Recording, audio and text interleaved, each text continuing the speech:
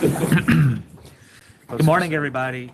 Today's date is April 4th, 2023. This is a regular meeting of the members of the State Liquor Authority being conducted in our New York City office with video conferencing to Albany and Buffalo.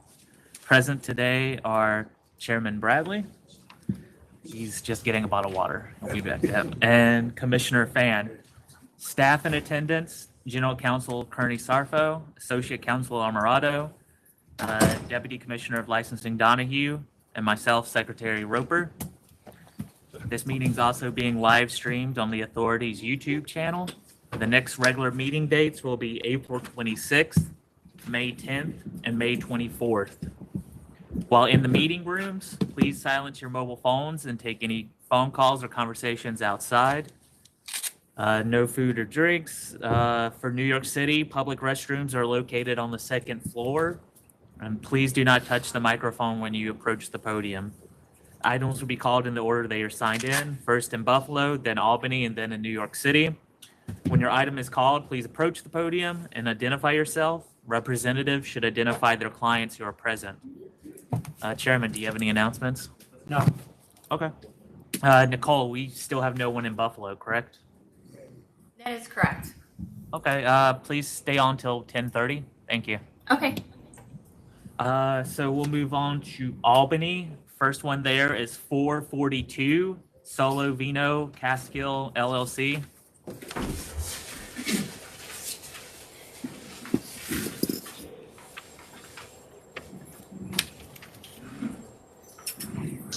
Go ahead, introduce yourself, please. Okay, my name is Ralph Lewis. I'm the attorney for Solo VINO CATSKILL LLC. Where's the applicant? She did not come today. We have opposition there, correct? That's Yes. my understanding, yes.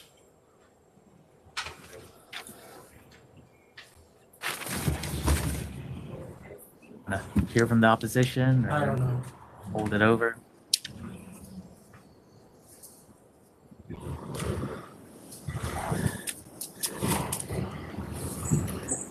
Is there a reason why she didn't show up today?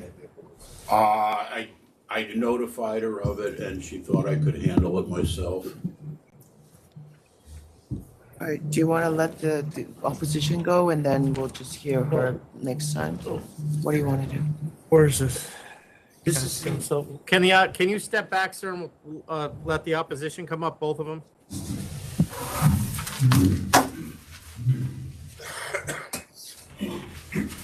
Are you the only opposition? No. Bring them, put them all up here. I just want to ask them a question. We're not doing this today because I had questions for the owner and she should have been here, and why she's not here kind of still remains a mystery, I think, to both of us. You guys can say what you need to say and not come back, or you can come back. It's up to you. And not do anything today. Can I express myself and again come back for a rescheduled meeting? We're not hearing you twice. You get a shot now or a shot later. yeah, that's what he's saying. He's going to excuse himself now and come back when she's here. Yeah, you can do that, yes. Yes. Okay, okay. And what store do you represent? I represent JMB Spirits, DBA CATSKILL Liquors, and my name is JMB? Srinivas Parvat. JMB Spirits, DBA Okay. CATSKILL Liquors. Okay. And you guys, the other two, you want to do the same thing? Yes, we will do the same thing. And can you just tell us what your liquor stores are? My liquor store's name is Jefferson Heights Wine and Liquor. Okay, go ahead, sir. And yours, sir? Maruti Liquor Inc. Maruti, okay. All right, so put it over for 2 weeks now. Okay. Well, it's going to be 3. So it'd be April 26th. April 26th. And Mr. Lewis, the attorney for the applicant, if you can come back up. I'm back up. Yep. So we're holding it over till April 26th. Have your client come with you. And, Okay, and, not a problem. and Mr. Lewis, this is not, she obviously applied, she's applied for a license before and didn't get one. And then she went and That's- bought one, and now she's trying to move it, which is fine. That's But she knows full well she's supposed to be here. I'm sorry, that was I'll take the blame for that. No, you're not. Okay. That's big of you, but you're not. All right, thank you. All right, yep, thank you. April 26th. Okay. Thanks for showing up. Sorry you have to come back Thank again. you. Thank you very much. Next in If you ever receive any. next in Albany is 476 High Rock Wine and Spirits Inc. Email me.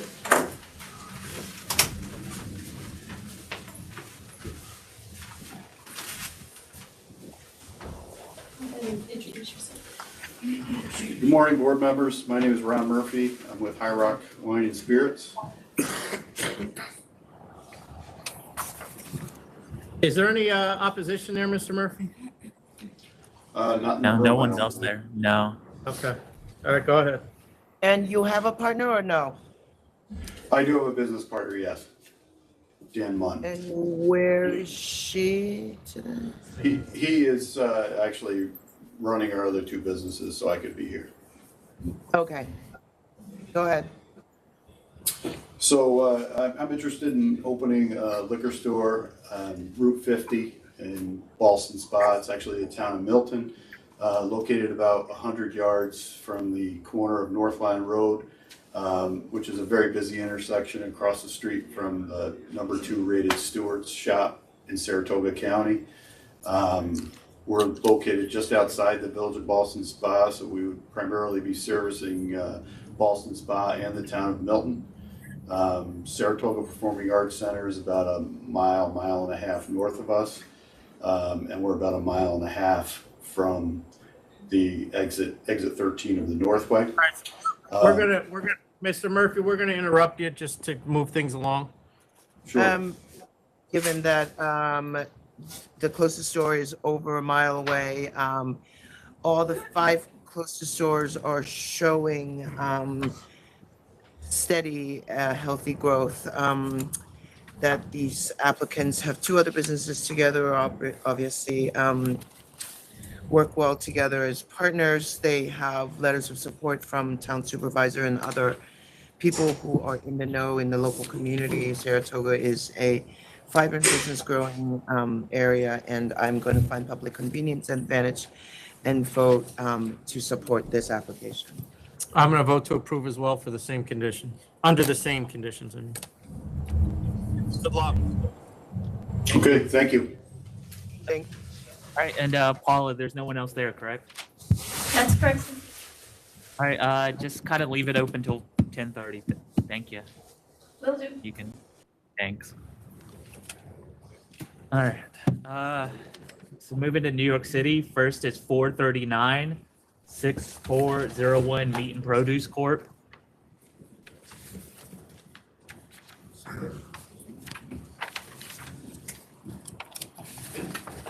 Good morning, everyone.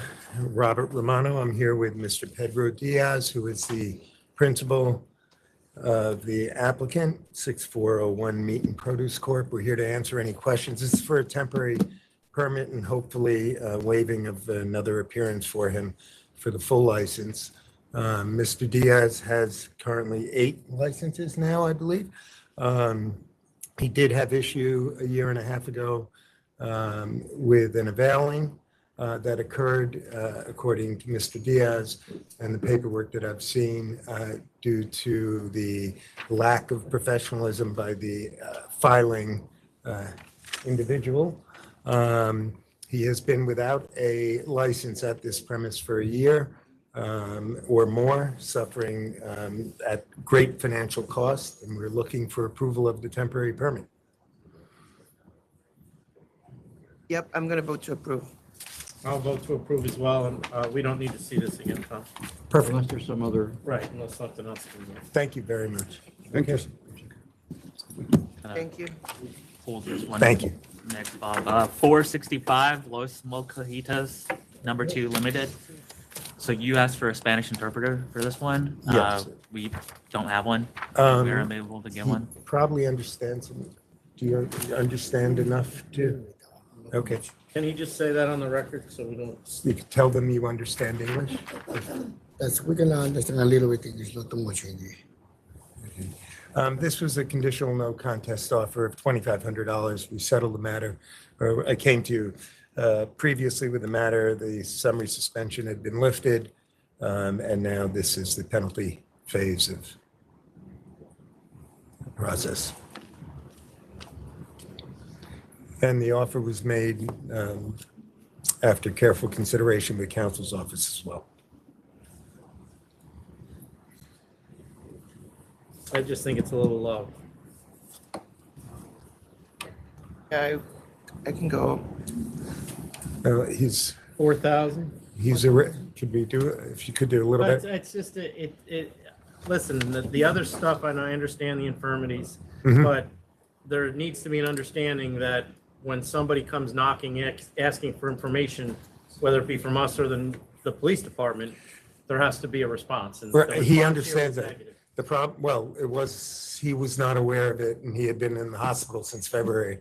Well, then his employee should be aware of it, but And 4,000. 4,000. 4,000, that's, okay, if you could. Get a letter read that for to us. me. Thank you. Thank you. Yeah, it's a counter, he doesn't have to. Yeah, Yeah. we'll discuss that. Next is 455 783 Wine and Liquor Inc. I don't think we have opposition here for this. 783? Yep, 783 Wine and Liquor Inc. My clients went down to the bathroom. You wanna, I can hold, Second. we can wait until they get back. Okay. It's okay. Yeah, Yeah, second floor. we'll wait.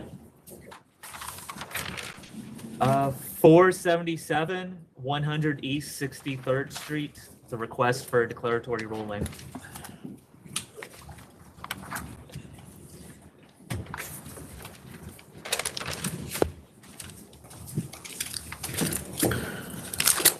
So before you get going, just put your name on the record, please, and your client. Sure. Robert Bookman from the law firm Pazetsky and Bookman. With me are my clients, John Christoph from Barnes and Sebastian Silvestri from Dynex, Daniel Balud's restaurant group. Who are The the, good news is we sent investigators out to measure the entrances to the church and vice versa. And it came in over 200 feet. That's excellent Is news. that my understanding correct, Tom? Yes. That's excellent That news. issue is now off the table. Right. So then what's left in, and I apologize that Max is not here. There's nothing left. Well, I apologize, Max is not here. He had a pre-appointment with my granddaughter, so I'm just going to finish this up. So there were, so yeah, we still need a reaffirmation in declaratory ruling that 583 Park Avenue is not occupied exclusively as a church, which should not be controversial. You people have decided that, and the courts have decided that on a number of times, and we need to bring that up to date so that, clearly that is within 200 feet of us. Yeah, that's Well, still, yeah, the facts of that are still consistent. You don't need a ruling because the authority has already taken a position on that and But licensed. whatever, those facts are still consistent. Those facts are still consistent. And you've now put on the record that the other church is more than 200 feet away, so it takes that issue away. The other issue, though, that still is there is our second request that we be deemed grandfathered is still relevant, not for the 200-foot law, but it is, could you stop shaking your head until I at least finish the sentence, and then you could say I'm wrong? You're adding a request that wasn't in the original request for a ruling. Yes, it was. The request for the ruling was that we requested a declaratory ruling that we were continuously licensed. That, if that was found to be the case, it has two implications. It has an implication under the 200-foot law, and it has an implication now under the 500-foot law because of the inability in New York City to get temporaries if you are in a 500-foot case and not grandfathered from the 500-foot law. That's not what the law says. We did, so, Jesus Christ. All right, just let him finish, please. No, you. Yeah, you. Oh, okay. I was saying, I just can't wait till he's chairman, and then he could completely interrupt everybody all the time. So That was the request. The request, has multiple implications. It has a 200-foot rule implication, it has a 500-foot rule implication. It's not as critical, obviously, as the 200-foot, no question about it. It has more an issue of timing of this application and when these clients plan on opening the restaurant. And based on your current time frame of processing applications and when this was filed, it does have potential, impact for them. You may not get to this application by the time that it's filed already. But just, I believe, in March. So you may not get to it, by the summer, by August, when they plan on opening. If you could guarantee that they would, I couldn't care less about the 500-foot issue. But nevertheless, we believe that, that request is still before you. I understand that you'd rather not deal with it, but it's relevant. It's relevant to, and if we're grandfathered since 1928, we're obviously grandfathered since 1993. We think, and then you can disagree with me, Mr. Donahue, we think that recent case is not something you need to be concerned about here because the court did not say that you could not have a policy. It said that your policy was not properly followed in that case. Your policy, and the court quoted it, word for word, we're just asking you to apply that policy, that it's been closed for more than a year, clearly. This license was submitted December 28th, 2020. That there be no intervening use. There's not been an intervening use of this location since 1928. And that there be special circumstances. Well, here, we think COVID really supplies those special circumstances. The other case, these people were closed for a couple of years before COVID. So the court said you really can't rely on COVID as a special circumstance. But here we had a national pandemic which shut down the prior restaurant. The record, we submitted articles to that, newspaper articles to that effect. That's the only reason why the other people, shut down. We have a high-end building with a restaurant that had been there since 1928. The building, needed another high-end restaurant. 2021 was a dead year, as far as landlords to find good tenants. So we were over a year already by the time they were even trying to, get somebody. They found one of the top restaurateurs, in the state, Daniel Boulud. But that finding a restaurant closing during COVID for the purpose of COVID and a building owner moving expeditiously to get a new tenant is exactly the special kind of circumstance that your policy would apply for. And just one last point on that. Unlike that other case, When you say other cases, are you that's talking about- the West 4th Street Tenants Association case. Yes. Unlike that case, we're not trying to use coming in under the 500-foot law as some way to get around, the 500-foot hearing, or the community board, which in that case was adamantly opposed to that. Here, the community board supported this application unanimously. The building co-op was one of our strongest advocates, for this high-end restaurant. There's nobody here, quite frankly, that's going to sue you. No, we can't. We can't decide based on the fact that the community board likes it and we're not going to get sued. No, I'm just saying that I understand, but it does fit within your policy. The court in that West 4th Street did not deny that your policy is a legitimate exercise of your discretion. If this doesn't fit within that policy, I don't know what does.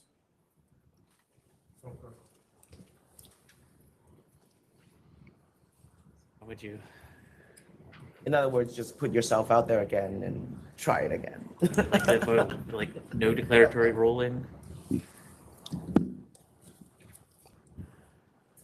I just want to know, Mr. Bookman, there was nothing in the letter for the request about the 500-foot law. It specifically requested the 200-foot law. Nope, actually, what it says is. I'm reading from the opening paragraphs. There is a request, our first request.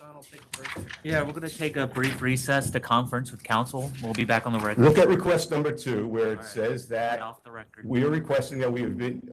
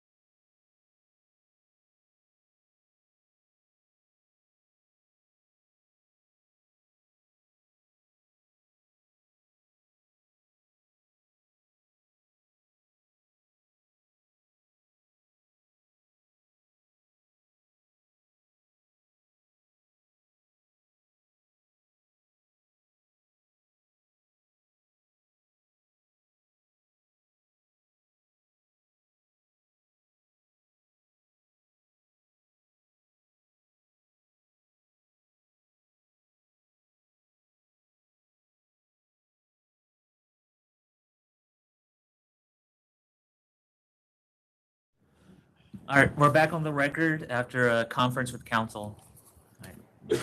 How would you like to proceed? In any event, Mr. Donahue, it would be form over substance. We're done. Okay. We're gonna vote on this. So just to be clear, all that was asked for was was it continuously licensed for under the 200-foot law? Was the church exclusively a church? The issue, whether it's continuously licensed, is the same, under 200 or 500. So it either is or it isn't. So whether you ask for that or not, you ask for it one way, since it is not within 200 feet, we're going to decide whether it's continuously licensed anyway, because that's what you're asking for. Correct. So then we're. Commissioner Freeman? So I'm going to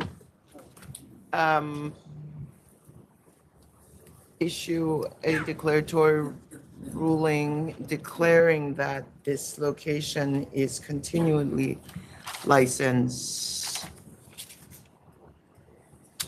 under both the 200 and the 500 foot. Thank you.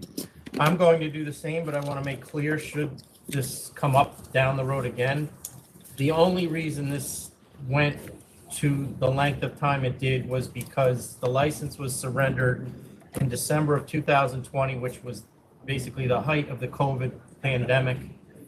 The restaurant shut for obvious reasons. Most of 2021, if not all of it, no one would venture to open a restaurant for obvious reasons. And then this licensee or applicant came before us. So the only reason this time frame is as long as it is because of the pandemic. I agree. I hope the courts do. So I'm going to vote to also deem that it's continuously licensed. Thank you. All right. Good seeing Thank you all. Thank you. And Mr. Bookman, do you want me to call your other two? Yes. Okay. Next is 466. I'm just getting them out of the way. 466 Wonderful Restaurant LLC. My associate's going to handle this. Good morning, members. This is a conditional no contest offer for charges that were brought last year for availing. There were two aspects to the availing charge. An intermediate holding company that was accidentally not disclosed in the original license application over a decade ago, and a bankruptcy proceeding where the creditors came in and did not properly get your approval before taking ownership. Mr. Bookman, you should have stayed for both of these. I'm gonna lower 466 to 5,000, 467 to 5,000. Thank you very much. I'll agree with that as well. So what was that again? So Now he 46 takes credit for it. It's all right. Thank you. Yeah, there goes that bonus. So. What was the second? So the second one is 467. Well, I'm just taking it off. 467 Pasta Perfect LLC. Its offer was $10,000, lowered to $5,000. Mr. Dorn appeared for that as well.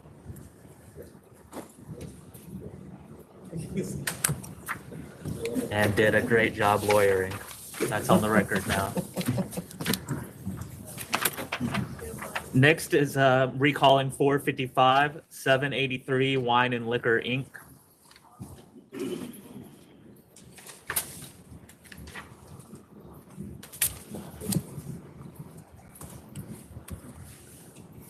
Good morning. Francis Buscemi for the applicant. With me today is the Sue family, Sue, who's the father, Wei Sue, mother, and their daughter, Ann Sue. I believe there's protest. Yeah, So you guys can just sit down. It looks like there's a number of them.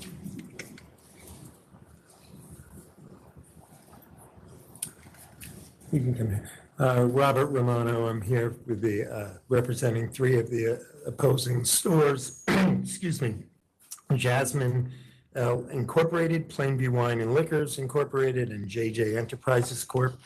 And we also have here today a gentleman from Wine Oak Cellar, who you can all go on the record and introduce yourself. Oh, Sean Lee Huang from Plainview Wine and Liquors. And please don't touch the microphone. Oh. Dan Danson, Jasmine L. Rajshri Callan from VINO. In the interest of time and brevity, I will give you the facts very briefly and succinctly, I hope. There is no public convenience and/or advantage to be granted by this approving of this store. Currently, there is a store that is literally a 1-minute drive. It's a quick walk, brisk walk, but a 1-minute drive, 0.4 miles direct line to this proposed location. There are 4 stores located under a mile currently from the proposed premise, 6 stores within 1.36 miles. Another slice of the pie would be financially disastrous for the current stores. The population of Plainview has remained stagnant through the past decade, roughly at 26,000 people, 26,267 to be precise, as the last census. I do mention that there is an ice cream store directly next to it. I know there's no formal recognition of that, but Is the ice cream store or there's an ice cream store? there is an existing store next door. They will be sharing a common wall. Oh, I see. Right.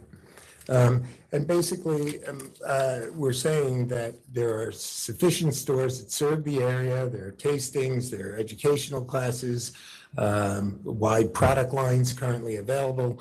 There's nothing new that this store is going to offer other than taking away business from these stores. And my understanding is, and you should speak as well, that there was a store granted here the 5th closest store was granted a year and a half ago. The gentleman can explain the circumstances he's undergoing now.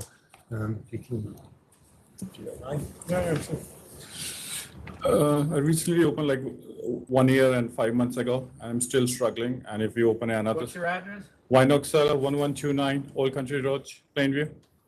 He's the 5th closest. It's like a mile away from my store. Okay. Okay. Was that transferred or was that open? No, it's a brand new. Brand new? Yes. Okay. And I'm struggling right now. If one more open, I don't know what's going to happen. Okay, go ahead, Mr. Romano, is that it? I think that's pretty much, that's it. I mean, there's not a lot more I need to offer, I believe, because again, no public convenience or advantage should be granted by this license. All right, Great, thanks. thank you. Okay.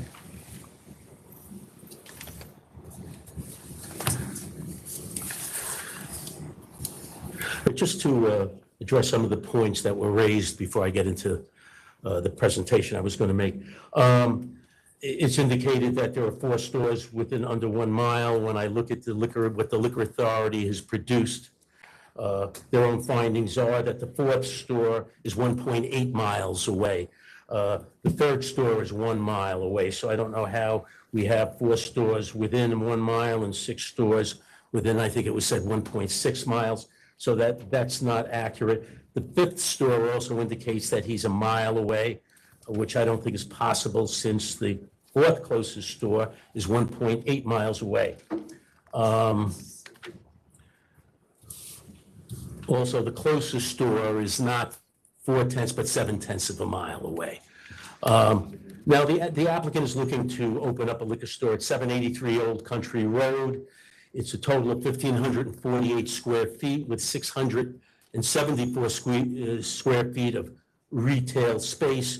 The store, it has 16 parking spaces in conjunction with the ice cream store next door. So the building has 2 stores in it with 16 parking spaces.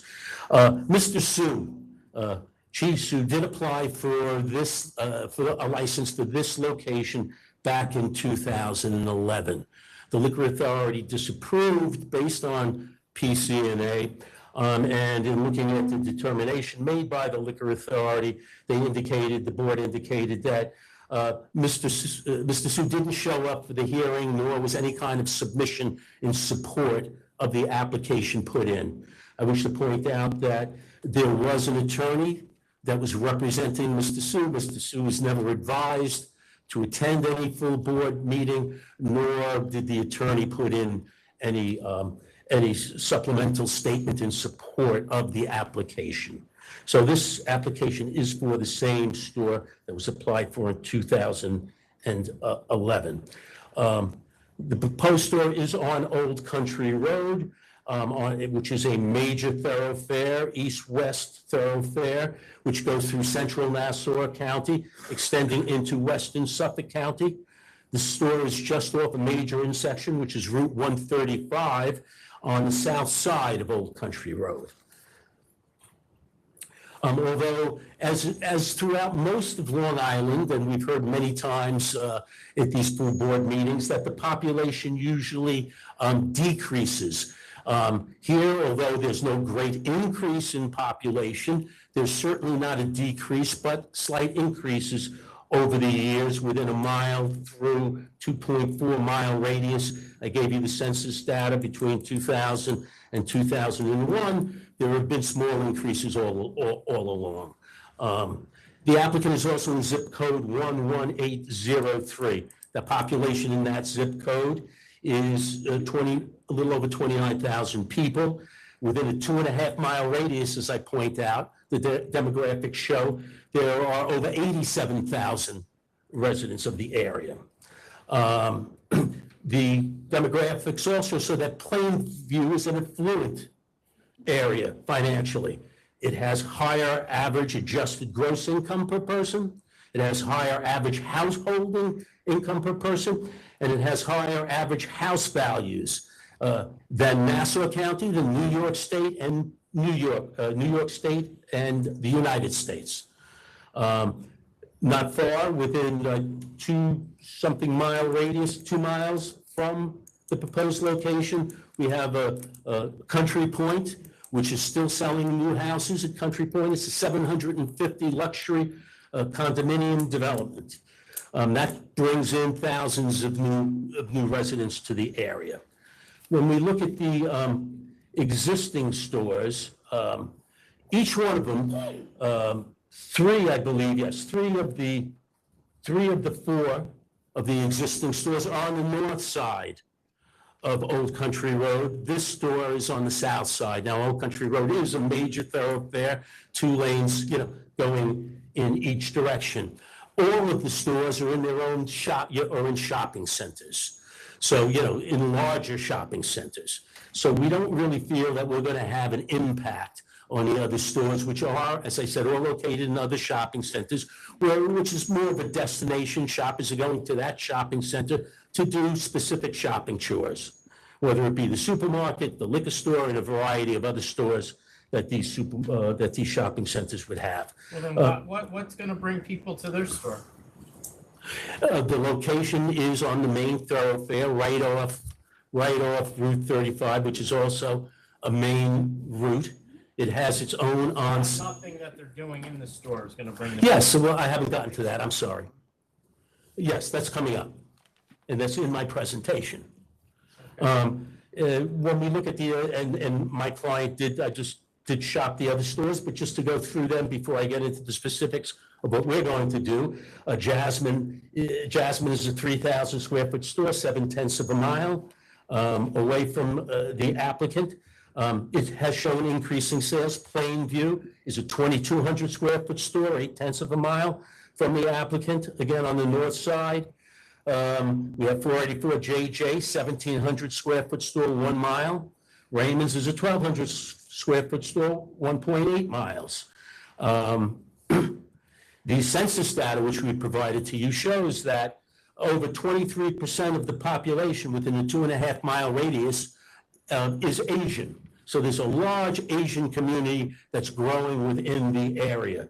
And the other stores we feel are not catering to the Asian community, nor are they catering to the Jewish community. Again, surveys show, which information I've given you, as far as the Jewish people constitute the second highest percentage of population in Plainview that affiliates with a religion. So we have 2 large groups here. And looking at the other stores, 3 of the 4 other stores have no dedicated section for Asian products.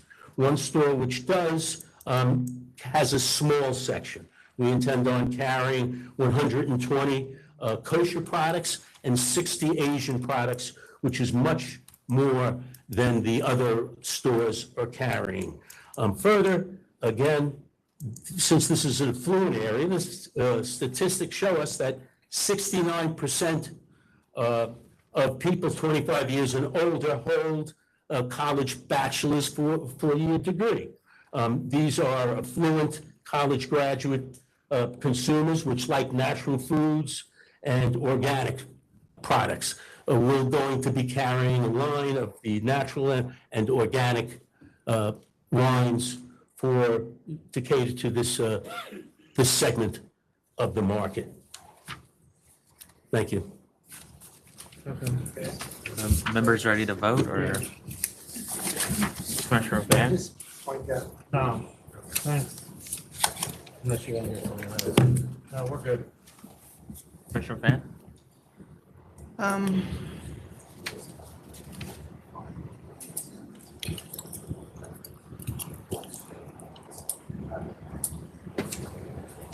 Given that this is a really close store, the applicants have applied before, owns the building, and clearly continue to want to get into this business since 2011.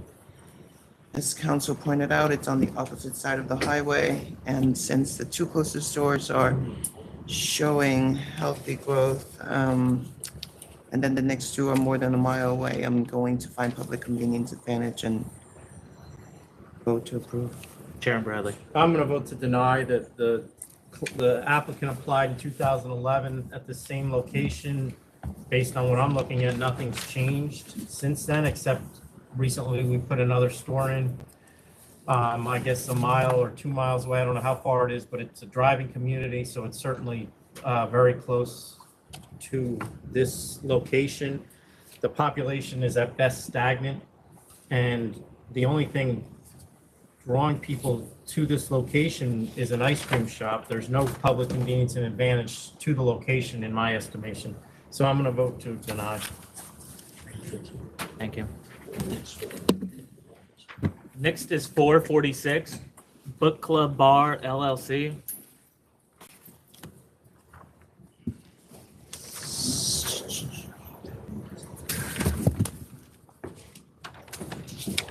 Good morning, members.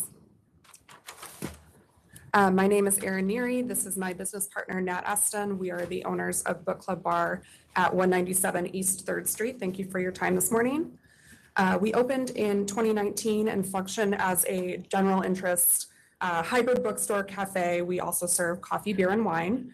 We've had our beer and wine license since April 2020, and we've been operating without incident. We are seeking an upgrade to our current license from beer and wine. How long did you have the beer and wine? Since April 2020. We're seeking an upgrade to our current license from beer and wine to full liquor so that we can offer a small literary themed cocktail menu. I don't see a big issue with this, but you have some neighbors that clearly, I know what you're going to say, but you have some neighbors that clearly do. Yes. Our main obstacle is one Well, you have outlier. two obstacles. I'll explain the second one after that, but go ahead. Okay. The one we're aware of is the unsubstantiated complaints from a resident of the building, 197 East 3rd Street. We've received harassment from this individual since the day we opened. Which is what she's saying. Yes. She's in. Yeah, she's not here. Is there opposition here? For Book Club Bar LLC. Okay, go ahead. So she has had the opportunity to make her complaints heard at the Community Board 3 meeting, and the board still unanimously approved us. Over the years, she's routinely videotaped our customers without their consent, yelled at our employees. Does she live right above you? She does. She's yelled at our employees and customers. Can we work on that relationship, or is that beyond repair? Well, we've tried to work with her on some kind of compromise, and her demands are basically that we close. Okay.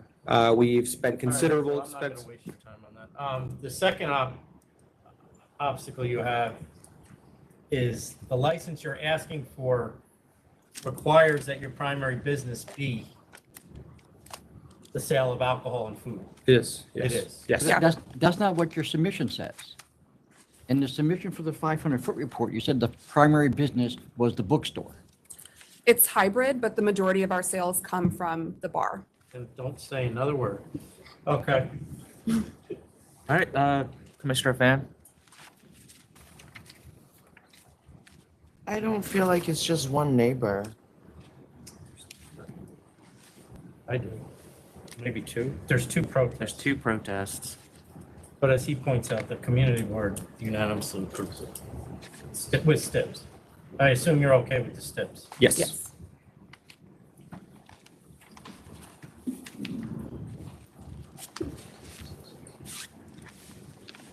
I mean, what you're talking about is we have, where I live, there's a similar business that has a beer and wine license, and it's a book store. They sell very few books for whatever reason. They sell a lot of other things, coffee, beer, food, and they have readings and things like that. That's what we're talking about here, right? Similar, yes. And what time do you close? Currently midnight, and the new license would be for a 2 a.m. license. We close our back patio at 9 p.m.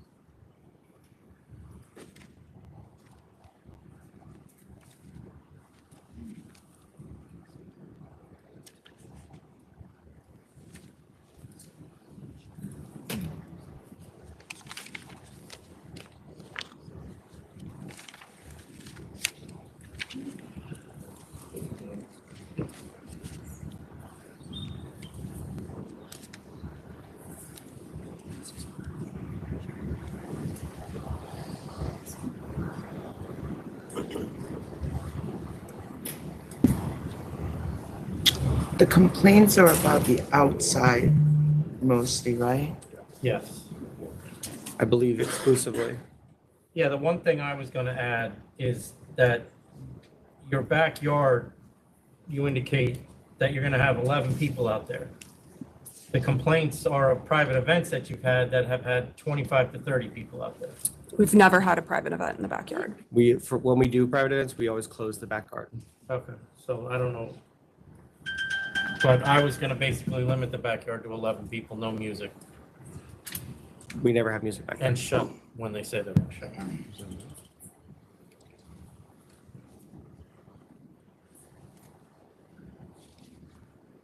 Okay. Go ahead, Don. All right, Commissioner Fan?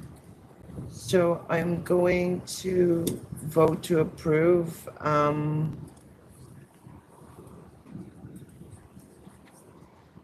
I don't have 2 a.m. on the SIPs, guys. I don't know what you're looking at. What do you have? I think it's in the public interest questionnaire. That was what was approved by the community board last year. Therefore, be it resolved that Community Board 3 recommends denial unless the applicant agrees to the following signed notarized stipulations. Donald just read it to you. John, where'd you get Just that? give me 1 second. Just give me 1 second. I got it. I'm sorry. It's doing this on the computer is not that good. Okay, I see it. All right. I'm sorry, guys. I'm gonna vote in the affirmative. 2 a.m. across the board. Close front or rear doors and windows at 10 p.m. Rear yard until 9 p.m. From 10 to 9 all days. Background recorded music only. No DJs. No promoted events. It says scheduled performance, which I think it's wrong, right? Because you have scheduled performance. We do an acoustic music occasionally, which was. So I'm gonna take that out. Okay. So you will not have DJs. Promoted events. We have author readings. You are promoted events, so I'm taking that out. So just no DJ. Okay. But give them promoted events and give them scheduled performances. No alteration. Schedule with live acoustic music? Yes. Live acoustic. No pub crawls, no party bus, no unlimited drink specials, happy hour until 7 p.m. only, no lines outside. Do you want the limit I'll do the same. on the backyard, just as part of The it? backyard 9 closes. p.m., 10 to 9, But the 11 people in the backyard? 11 people in the backyard. That's what they say they have seats for, right? In the back, 11? Mhm. Yeah, so 11. Is there smoking allowed out there? No. No. Okay. All right, All thank right. you. Good luck. Thank you. Next is 458 1W3 LLC.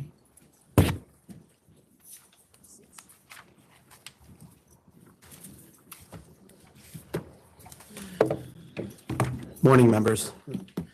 Harry Nathan Callion from Warren, Callion, and Maddox. We have 1 West 3 LLC. I'm here with Max Stamper Brown and Mackenzie Gleason. The premises is located 1 West 3rd Street between Mercer and Broadway. We submitted supplemental materials responding to the 500-foot, the points that needed clarification. That was submitted, as well as the stipulations from the community board unanimously recommending approval of the license. And I'll open up for questions. What are the hours of this? The hours. 2 a.m., I see, okay. Yes. Pretty hard to get through community board, but not through the 500-foot hearing. That rarely happens.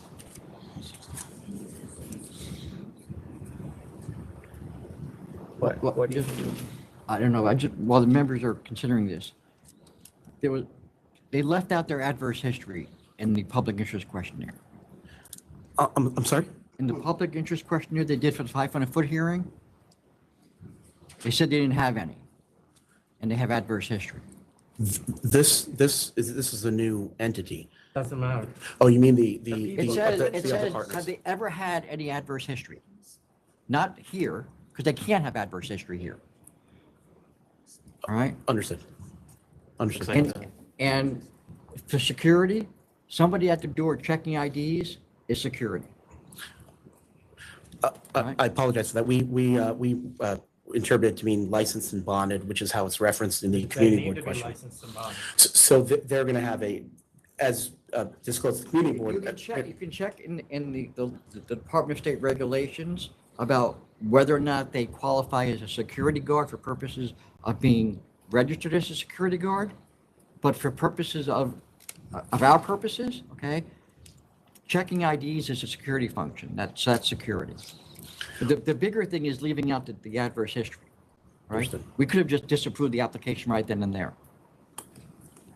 Understood. That's One of the issues with the public interest questionnaire was that ALJ said that the community board stipulation said there would be no security.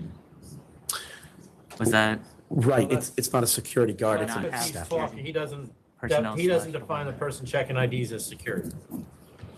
But they But want that's gonna security. change, right? Yeah, it's going to be an ID scanner anyway, so, okay. I'm going to vote to approve 2 a.m. across the board, no outdoor space usage, recorded music only, 10 p.m. closed windows, and I'm going to require, no dancing, no live music, no DJs, no promoted events, no private events. I'm going to require a ID scanner. What, where's the name come from? Rocco Sports and Recreation. Is this a sports bar? It's a sports restaurant. We're trying to stay away from calling it a sports bar because of all of the So you're not, association but with- it's the steps with the community board said no more than 6 TVs. You're gonna have 6 TVs. Mhm. Okay. Donald, I'll approve under the same conditions. Any questions? You guys set? Thank you. All right. Good luck. Thank you. Thanks. Next is 452 Manhattan Ave Convenience Corp. Two. 452.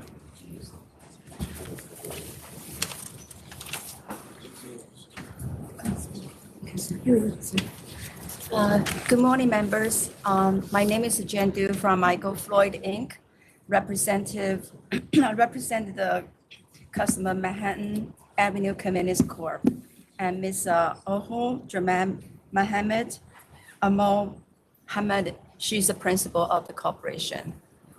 She's gonna work there every day? Yeah, she's right now, basically, she's a school, but she will work there every day. Well, they own it right now, right? So who's working there now? She has a 2 employee.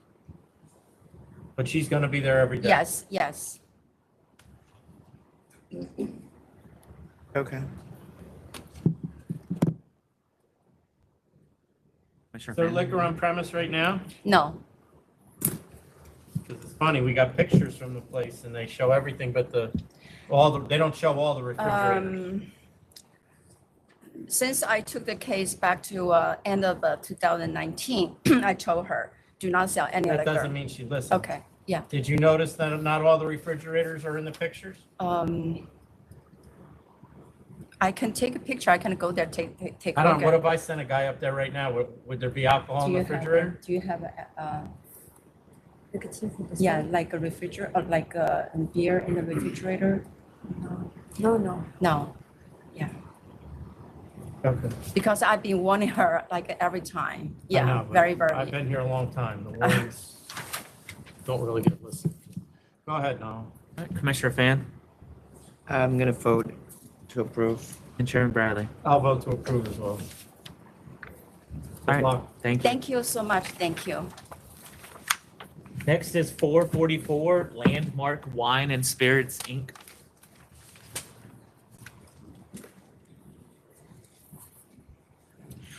Charles Lynn for the applicant. With me today is James Cum.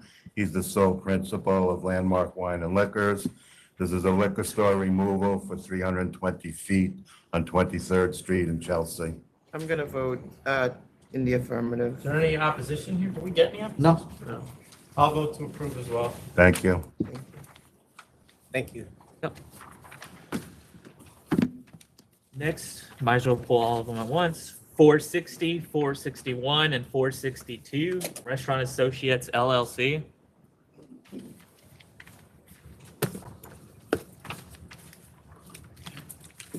Good morning. Lindsay Farina, representing Restaurant Associates LLC.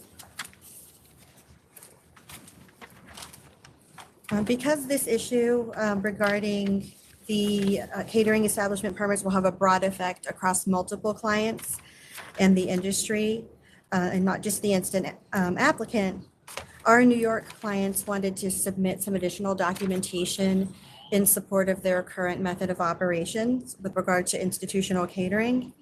We submitted a list detailing about 100 catering establishment licenses. So let me stop you there. Okay. I didn't see, I did see it, but I didn't really go through this.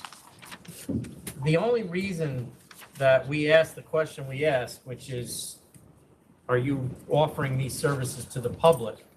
Is because it was clear to us that based on what you put in the application that you were not. That's correct. These other ones that you're listing, just because they may be doing the same business model you want to do, when they got licensed, we may not have known, based on what they told us, that they were only serving their private clients. Well, within, Well, I'm so sorry, let go me ahead. stop you then. Sure. This isn't a policy that we made.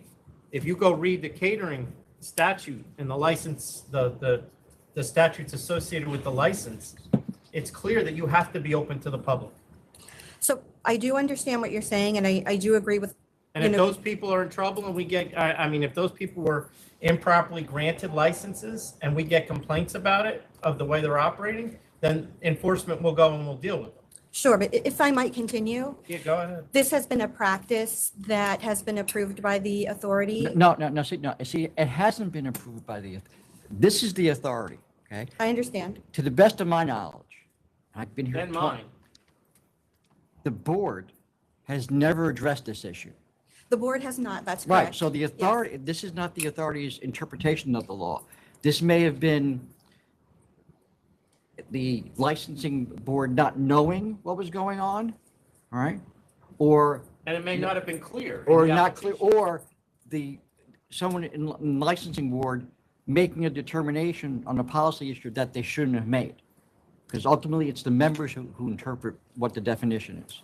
So our firm has been submitting these types of applications for decades in a clear and transparent manner. So I do want to make that. Well, I mean, that remains to be seen. I will go look. I haven't Sure. looked at the application, so I'm not going to tell you you're wrong. Of course. But for whatever reason, if they were approved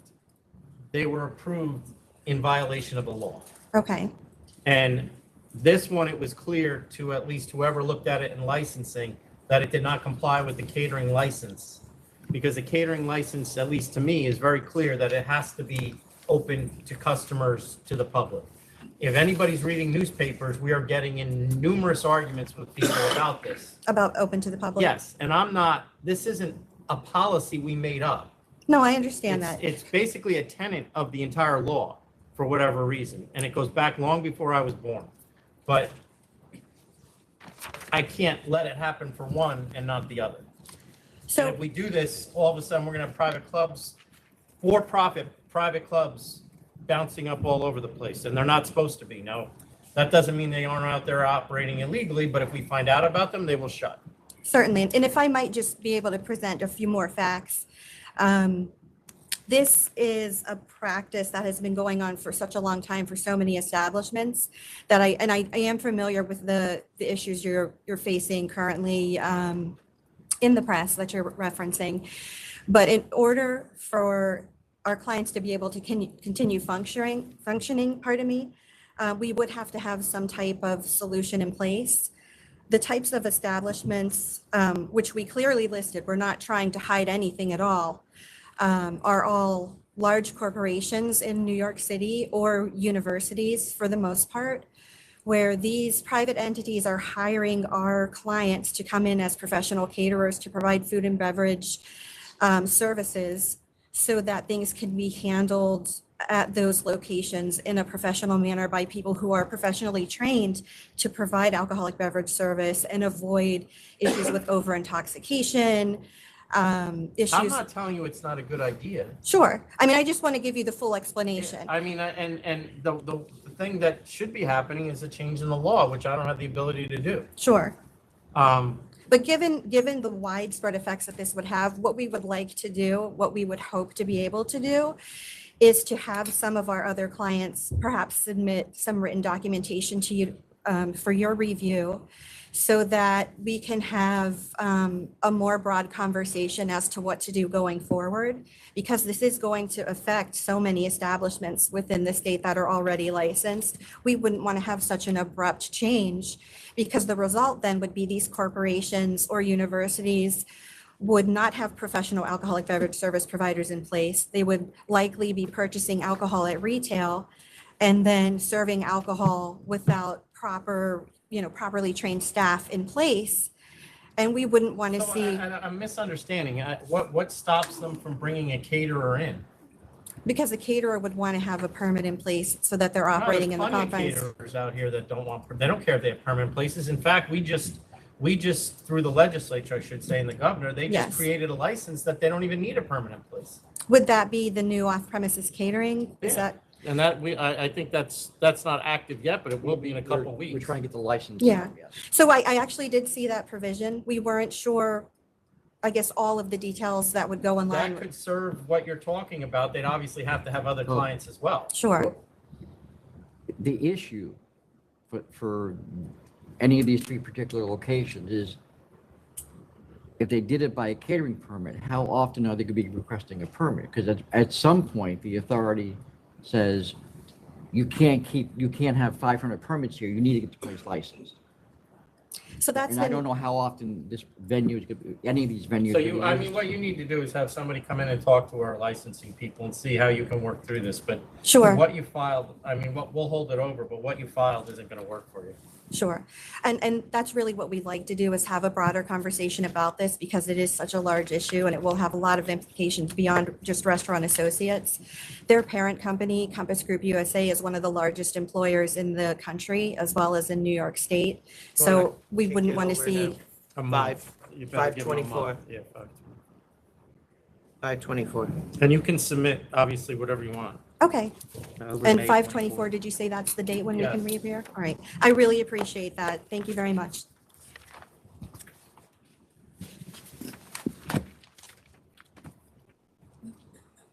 Next is 447, KOTO Williamsburg.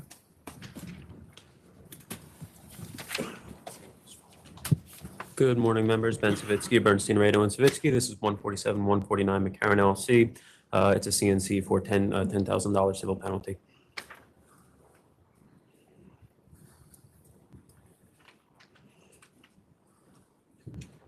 What's the deal with the roof? The rooftop has been operating since the hotel opened.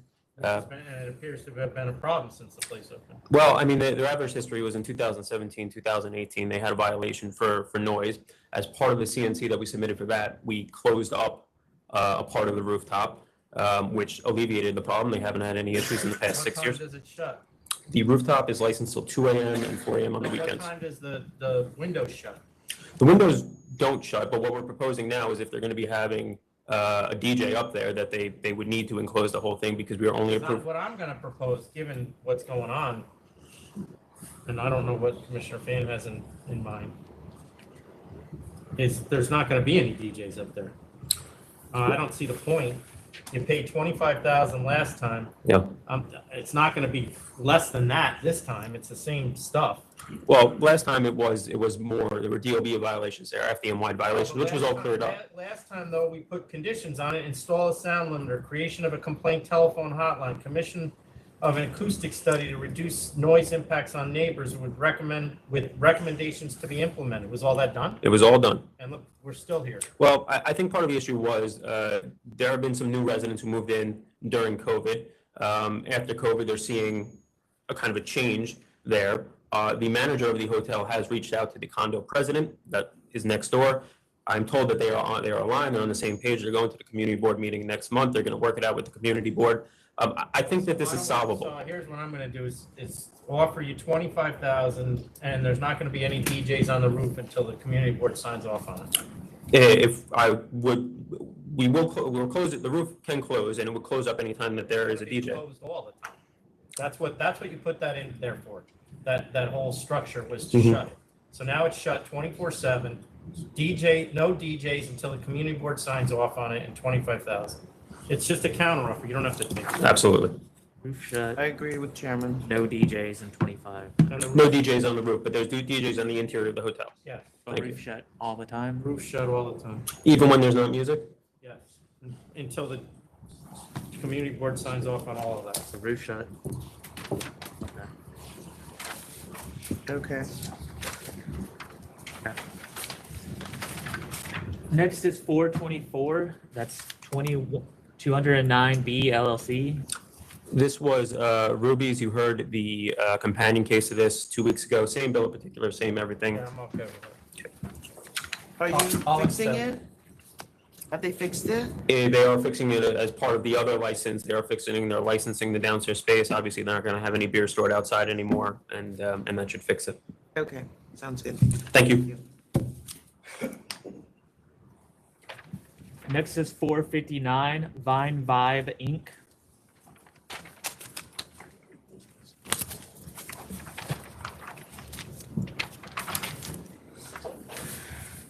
Morning, Martin Miller, Mail Buscemi. With me is the applicant's principal. Just state your name. Good morning. My name is Don Zhang. I'm the applicant. Opposition here?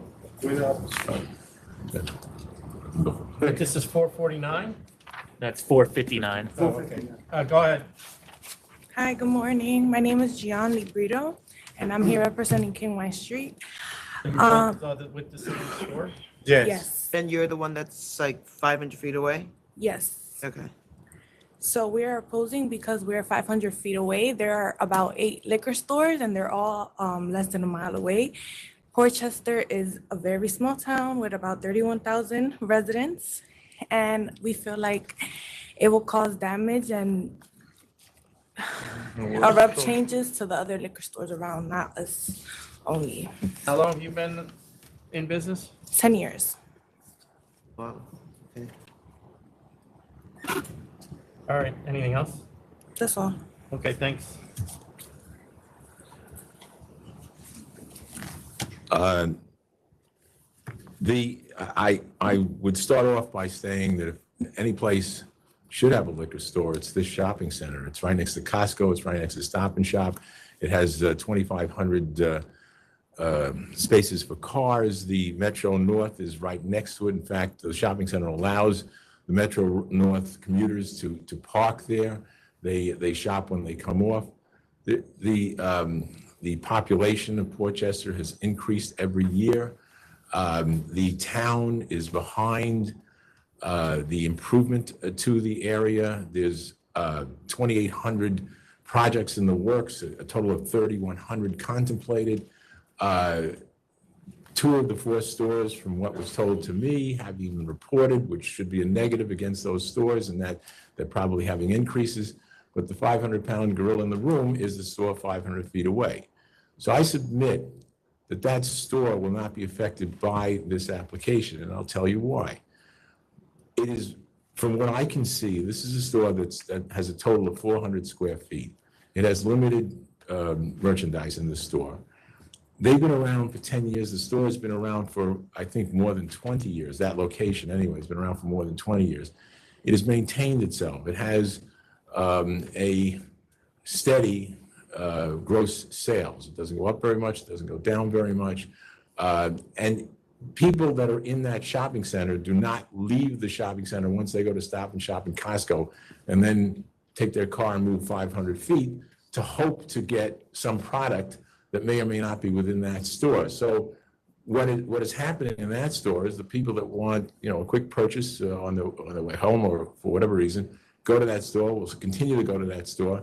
And the people that go to the Costco center and the Stop and Shop center and Marshalls and all the other national brands that are in that shopping center have not been going there in the first place.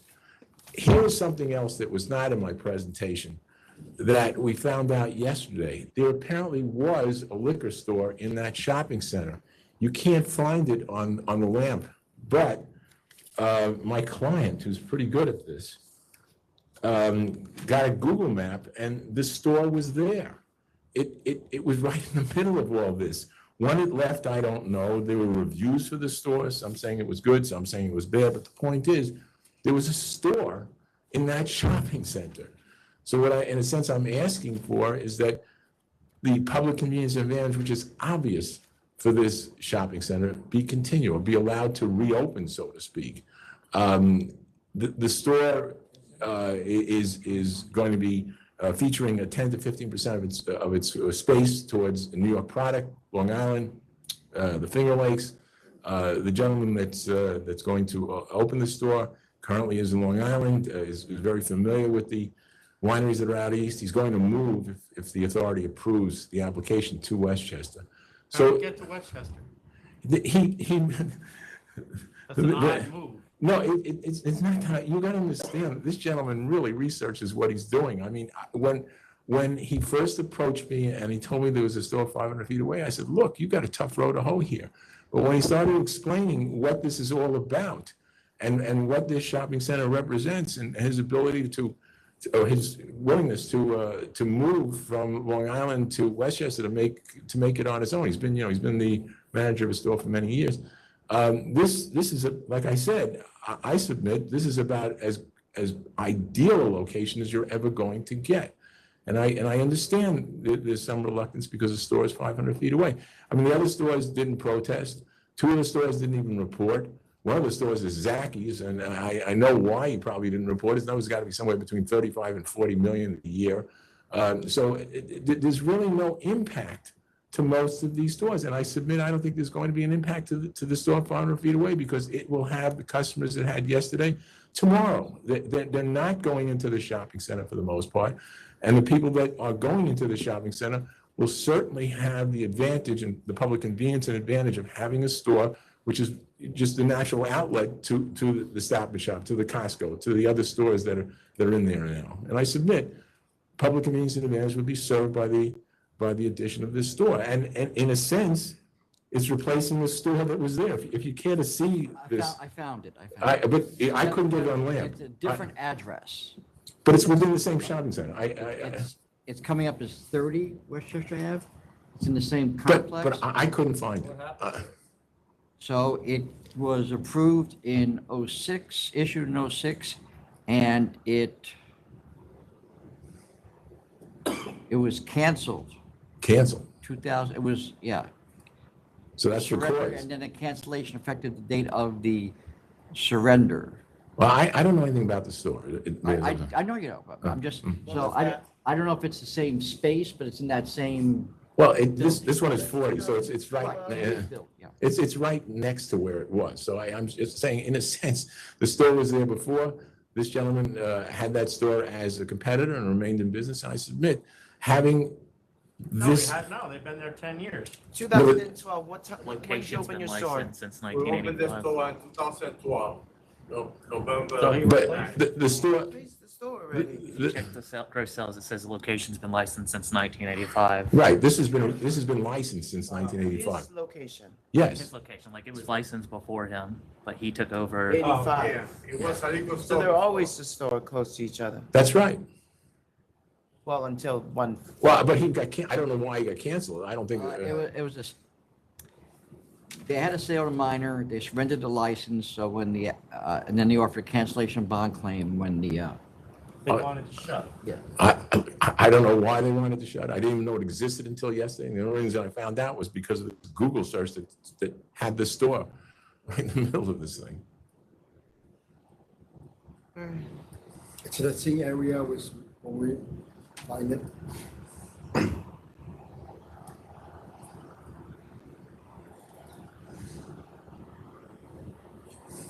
Okay, Donald, we're ready. All right, Commissioner Fan.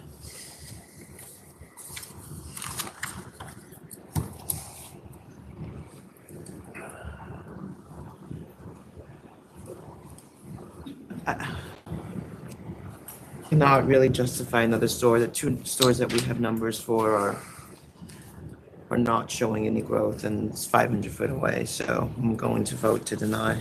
Intern Bradley. I'm gonna vote to deny as well. I mean, not only is there one Zacky's, obviously, you point out, we just licensed or moved them there in 2022, which is less than half a mile away. But we also opened one on 140 Midland Avenue, which is under a mile away as well, which is a 2,500 square foot store, and that was opened in 2022. So now we have 4 stores within under a mile. One is 500 feet away. I'm not questioning that plaza would be right for one, but not every plaza needs one under the way the law is now. And, you know, it's a driving community, and you have They're driving to the You plaza. have 4 under 0.8 miles, and it looks like you have another 3 that are just over a mile away in a driving community. So I can't justify putting another one in there, so I'm gonna vote to deny. Thank you. Okay, thank you. Yep. Next is 435 Operations MTK LLC. I'm sorry, what number? 445. Again, Martin Miller, Miller Buscemi. I have with me one of the owners. Just introduce. Hi, Peter Castellano. Vince Movian. This application is somewhat similar to one you approved about 4 weeks ago, in that it's the same ownership. We've gotten rid of the troublemaker. We've changed the name of the premises. It will no longer have that common name. It'll be. What's the name gonna be? Blue. We submitted the PQ. It's Blue Waters. Blue Waters. Yeah. Blue Eyes Water. Yes. And we've had an approval by the town. We've met with the town. We've shown the town that we are going to be responsible. We're hiring former East Hampton police and East Hampton fire marshals to oversee that there are going to be no problems. They understand exactly what the consequences are because the New York State Liquor Authority is going That's how you get yourself in trouble, if you wanna know, be honest. by having the You police. hire guys that were local cops. That's how we end up out there. Well, Because they're gonna sit there and wave to the cops that are there and tell them to stay away, and they will stay away. But that- And then all of a sudden it gets so bad, we end up there and you're shut. That's not our purpose. We want to make I sure, know it's not your purpose, but that's the reality. well, but You're better off hiring guys from Jersey or Connecticut to come over. if that's what you want, that's what we'll do. No, I don't, you do your security the way you want to do it. I'm just telling you that's the reality of what's going to happen. Well, they also understand that the New York State Liquor Authority will be looking at them very carefully, and if they get out of line, you're not going to wait. So they understand the short leash that they're on. They're asking that they be given a chance to You want prove to know how themselves. bad it is out there? When we go, we don't even tell the police we're coming. That's how bad it is. Well, that's a summer, but they understand the consequences. They understand the might of the liquor authority. They understand what can happen very quickly if they do not, act appropriately. I don't want to put Montauk on notice. That happens in any small town, including my own. Well, All right. Mr. What's, Mayor? So, having read the financing for this, who's, Peter Castellano? He's right here. You're putting up all the money for this? There was a property purchase, and then we set up a lease to, So you have other partners that? Yes, they're that all are on the license, but it appears they didn't put up any money. What are they bringing to they're, this? they're all listed. When we purchased the real estate, there was a group of partners, the business, the equipment, the restaurant, the operation came with it. So what I did is, everything was already there, like a fully No, built. what I'm asking is though, the financing, it appears all of it's coming from you, which is fine. It did, yes. Why would you need partners if they're not bringing anything to the business? Because what happened was we had a partnership group that bought the real estate. And then we separated the real estate to do it properly. So we did a real estate company and a lease to the Oh, so they operations put money company. into the real estate company? Yeah, yes, and then I funded the beginning of the opening of the Okay. account. So I listed everyone just so it was. All right. So they're part of the ownership of the restaurant, but their money is in the Yeah, real there was estate. only a little bit of capital required to, but everyone's listed, so it's the same group on both. I just wanted to make sure everything was listed. Okay. All right, Commissioner Fan? I'm gonna vote to approve 4 AM across the board. Security as needed, recorded music, DJ, dancing allowed, private events are allowed, no third-party promoters. So, what she did is basically based on what the town did, which are the steps of the town, which I think are a joke. But if he's asking for it, the supervisor, then that's what he gets.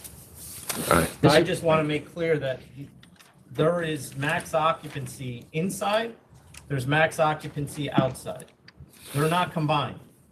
So it doesn't mean you have 91 inside, 95 outside. That doesn't mean you can have 186 inside. Understood. That's how you also end up getting shot. Yes, sir. And you're licensed as a restaurant, so the chef, the cook's supposed to be there, No, they- you know. he's- Yes. All right, I'll approve under the same conditions. Thank you very much. Okay. All right, Thank I'll reach you. out to you. Thank you. Thank you. Next is 469 AAM Holding Corp. Yeah, this is a CNC. I asked it to be accepted. 469. Yes.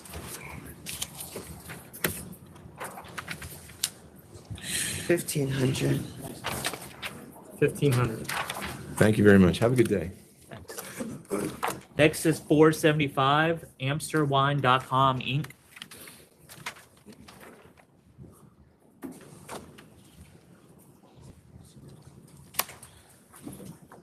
Good morning, still morning. Francis Buscemi for the applicant. AmsterWine.com. This is a request to approve a removal application, which is next door to the current location. 61, the doors are 61 feet from each other. Kevin Kim, the owner of Amster, who's with me today.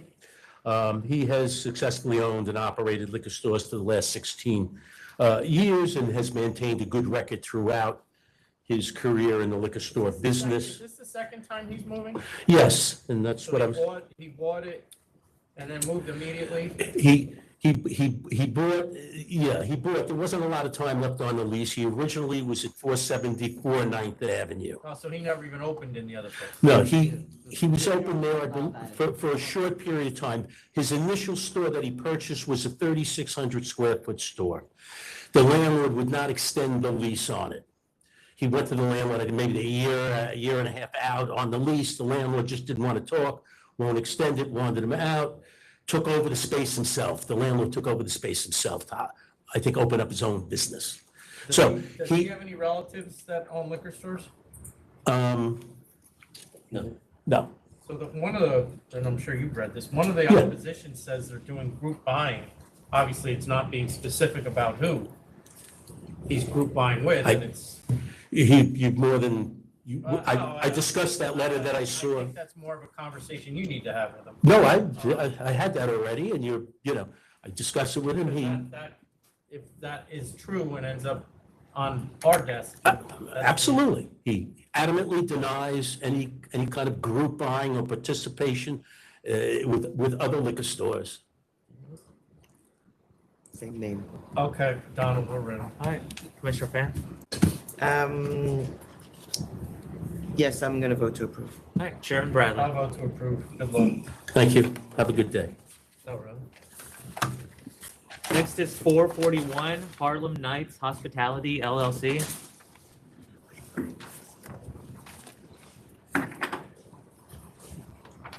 There's somebody. I'm sure it's Donald. What's the number again? 441. Terrence Flynn Jr. on behalf of the applicant. This application is here to establish whether or not the granting of license is in the public interest. We submitted documentation to you. There were some issues that were created by the original attorney who handled the application. Those have all been addressed in this. No, I have to apologize, Stephen. Okay. I was saying bad things about you in my mind when I was reviewing this. It wasn't. So I apologize. Sounds like my wife now. But we submitted the affidavit to address all the issues that came up with regard to the inconsistencies in the application. The application was approved by the community board. There is no opposition to the application. You have the application before you. The main things are that it's a restaurant. It will be open Monday through Friday, 11 a.m. to 12 a.m., Saturday, 11 a.m. to 1 a.m., and Sunday, 11 a.m. to 11 p.m. The outdoor area, is that open restaurant outdoor area, or is that a different outdoor area? No, it's open restaurants, correct? It's French windows and. No, I mean, but No. it's under the city's law, The city open, which may So they got dissipate. their closing time or whatever. Correct, yes. Okay. The members ready to vote? Yeah. All right, Commissioner Fan?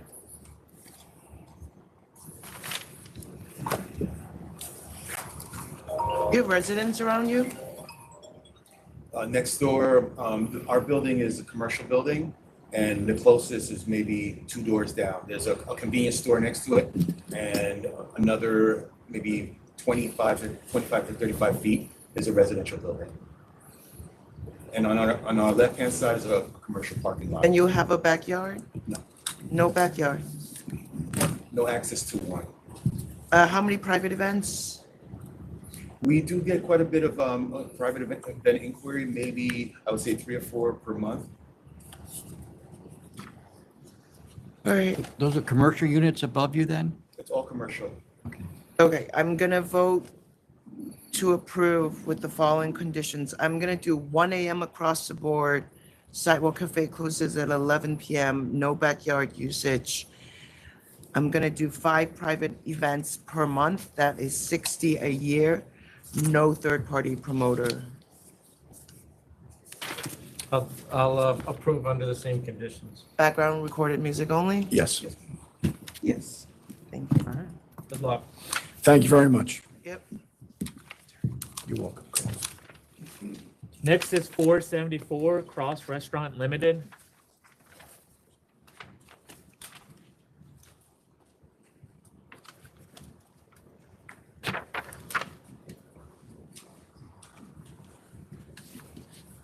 Morning. My name is Sam Park, representative. This is one of Sandy Cruz station.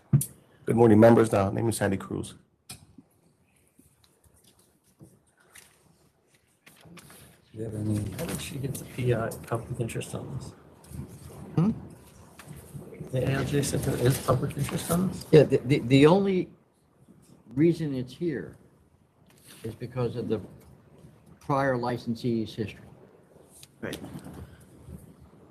Right, but it's the same method of operation. Don't the ALJs consider the prior location's history? They only know what they're told by the. Oh, so we don't know if she was told. They were told there was history. They wasn't told what the details were. And that's true for any application. Go ahead. Okay, we are just apart from the on-premise liquors, and then the hour of operation is 11:30 a.m. to 4 a.m. 7 day.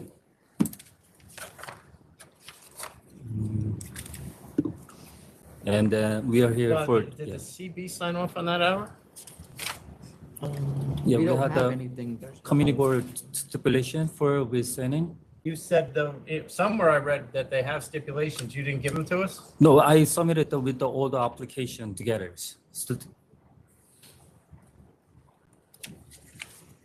I don't have.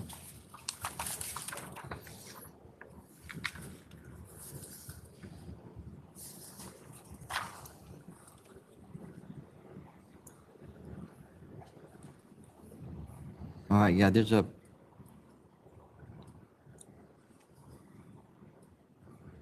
Seven days a week, 4 a.m. What else? Gotta make it bigger. And if you want to know what the ALJ knew about the prior history, it just said it was previously licensed. We don't know their license history, but LAMP and folks says one case number, so no details, just one case. And didn't know it was summaried and canceled? No.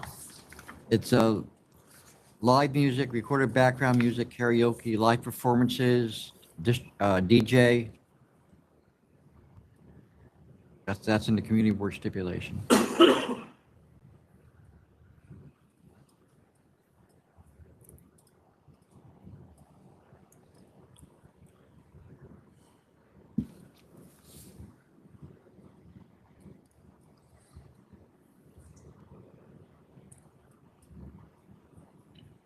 Is he aware of the history of this place? No, no, sir. Well, in 2022 of May, we shut it permanently because of violations they had, and they were basically operating under the same method of operation that you are asking us to give you. Yeah, I don't know who they were. I never met them. I found out once I had applied for the license. And this is going to be a whole So different. you were a CEO of a restaurant supply company and you never delivered to them? No. Mm-mm.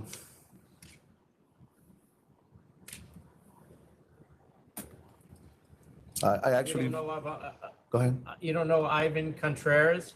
No.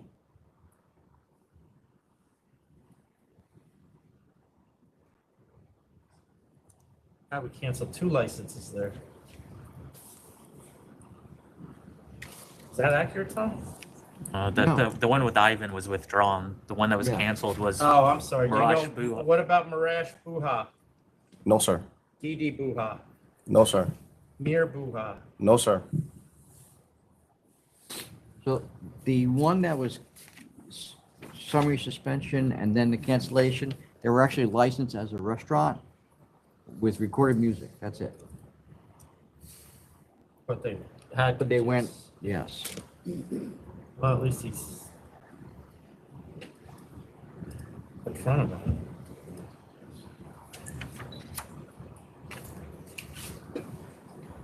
Okay, Donald. Commissioner Fan?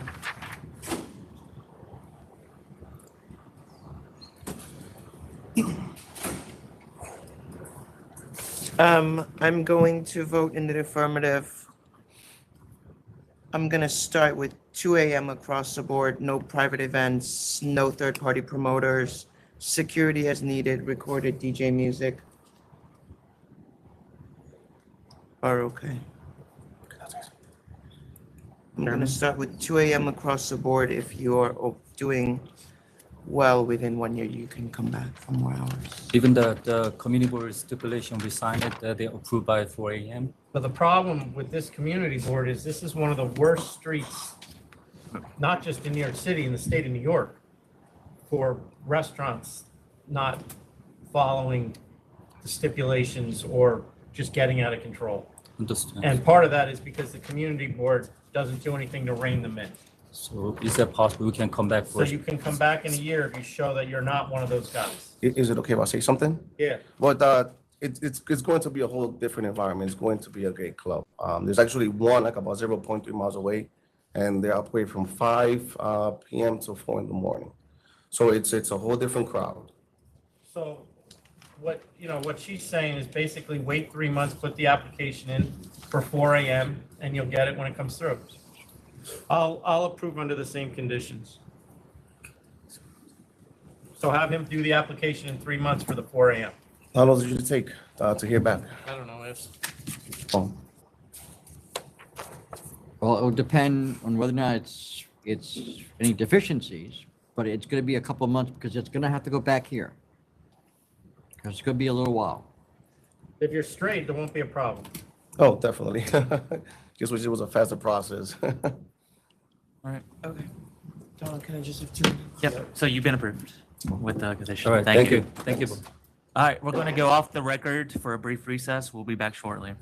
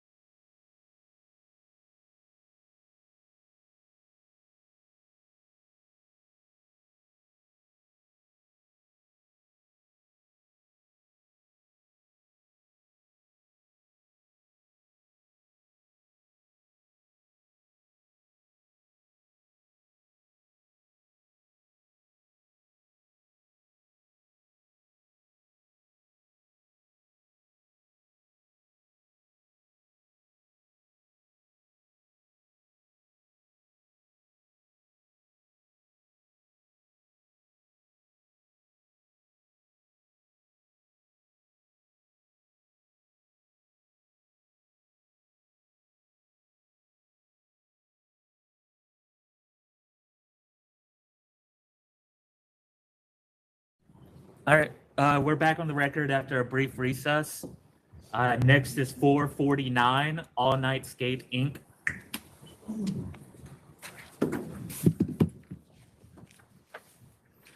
Good morning, Ravi Sharma for All Night Skate. I have Olivia Hugh and Danny Waits here, their principals.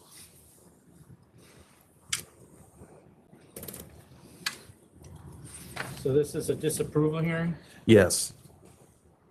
We're here to, And it appears that the ALJ agreed with us.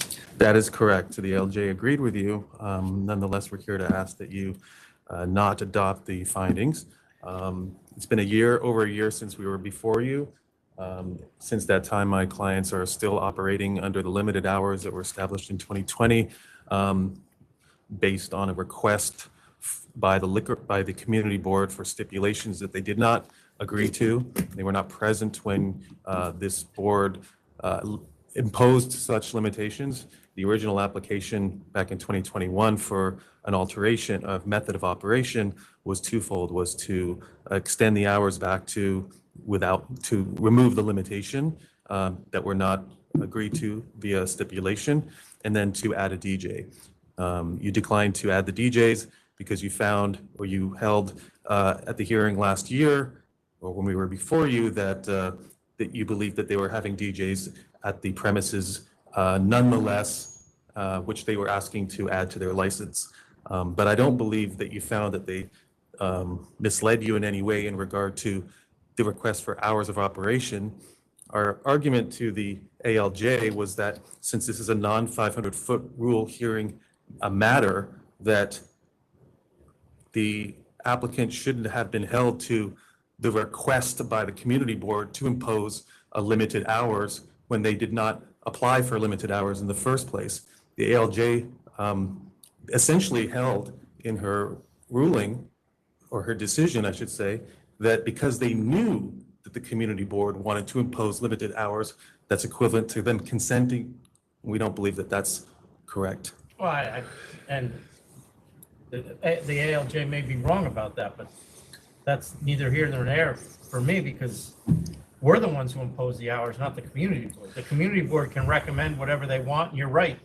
On a non-500-foot case, we're not required to listen to them at all. However, I do. I don't follow them, but I certainly take their recommendation. Right.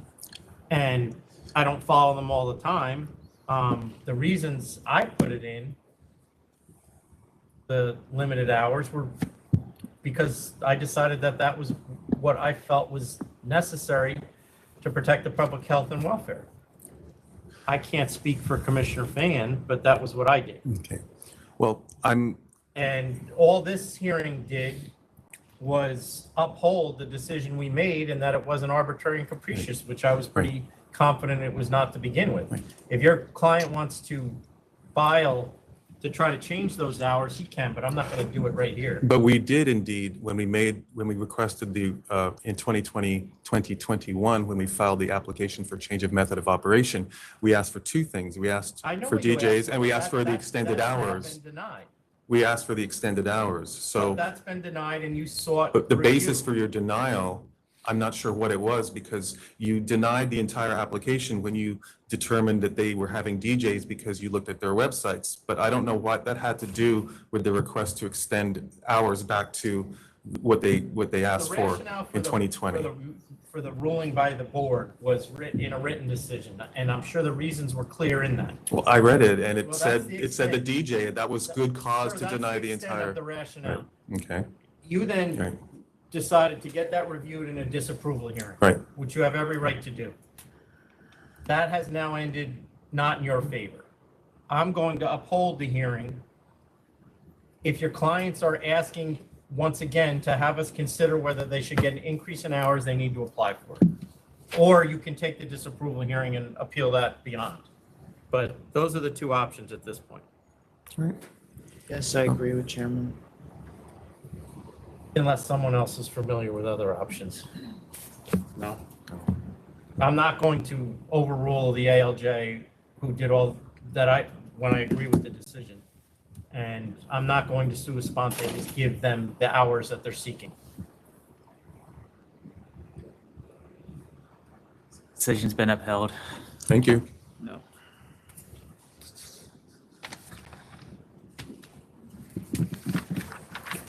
Next is 481A PFE Group NY LLC.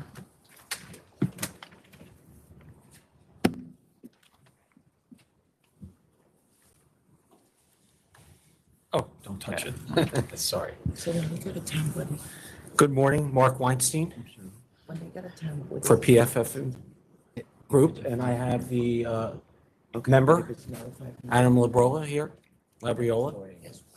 And this is a request for reconsideration. I submitted. No, Hold on.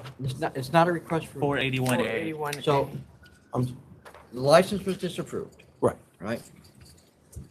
The chairman granted reconsideration on the license application. So the license application is now pending again. Thank you. What's before the members now is whether or not, now that the application is back active again, are we going to issue your client a temporary permit? So and here's why, and generally, on these reconsiderations, I gotta be honest, I generally give the temp back as well. The reason I didn't hear is because somebody had a gun. Right. Generally, when you are in a grocery store and someone that's working at the grocery store is carrying a gun, bad things happen. So I agree. wanna know, one, was the gun licensed? Two, who had it and why? Go ahead. As far as any charges with the gun, that that was dismissed. That doesn't the matter. case. I wanna know if the gun was licensed. To be honest with you, I don't know. I don't know Whose gun I don't was even know whose gun it was. And neither did the Well, police. somebody was holding it. No, Where'd they find it? they found it somewhere on The premise. security guard was arrested for possessing the firearm. It was dismissed though. Yeah, but that doesn't matter. Yeah, but he- So he- was he it didn't have arrested possession. an unlicensed firearm or just for, I don't know. is the security guard still working for you? I haven't been operating since this. Right. Oh, you're not a grocery store, I'm sorry. No, Yeah, we're not a I- grocery store. Yeah, I was reading the Yes. other application. So he's not working for you? Well, They're not yeah, right now we're not operating. Is it gonna That's why work for we- you? But he's Yeah. not gonna work. Okay. For this establishment.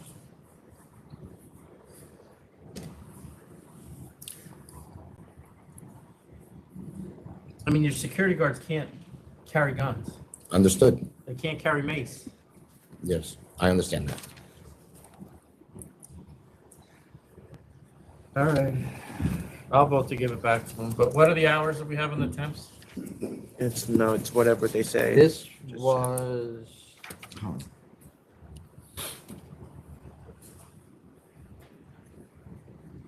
Was this a 500-foot application? No. All right, so it's whatever they put into their application. We don't What were post your conditions. hours? We had a temporary. I know, what So were they? I believe it was till 12. Okay, we're gonna stick with that. For the temp. Bring the full application back here as well, Tom. Okay, so 12 a.m. on the 10th. And then the license to the Full board. full board. Okay. Then he should have security as needed without guns. Without guns, nunchucks, stars, nothing. No weapons. Correct. Will I be contacted by the authority for the temp, or should we just? No, we'll get it. We'll reactivate it. All right. I don't know if they're, without, off the top of my head, I don't know if it's like, was about to expire, so if we have to, get it renewed, somebody will be in touch with you. Thank you. Okay, about that.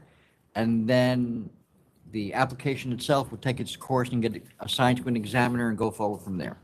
Thank you for your time, and thank you for considering our application and Good granting luck. the temp. Thank you. Thank you. Next is 440 JP Wine and Spirits LLC.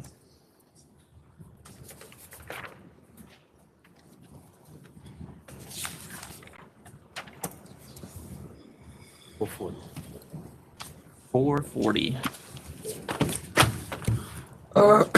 Hello, good morning. My name is Ezekiel Gomez. I'm the representative of the applicant, JP Wine and Spirits.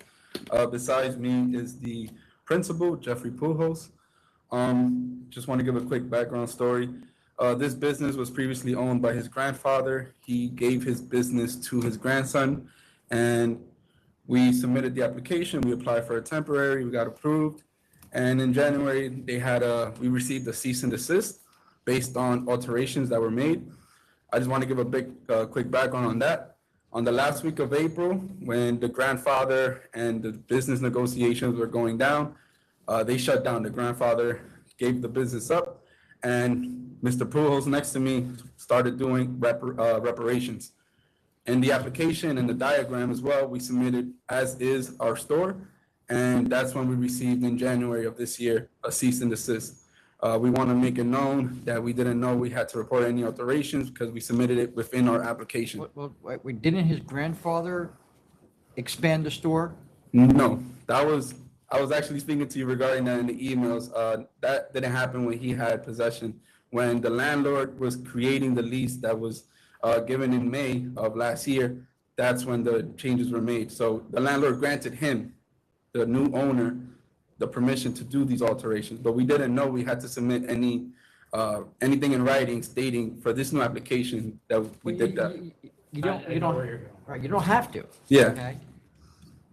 It's just that, you know, a transfer, which would have made this thing go really fast, would be, this is the store, I'm transferring it to somebody else.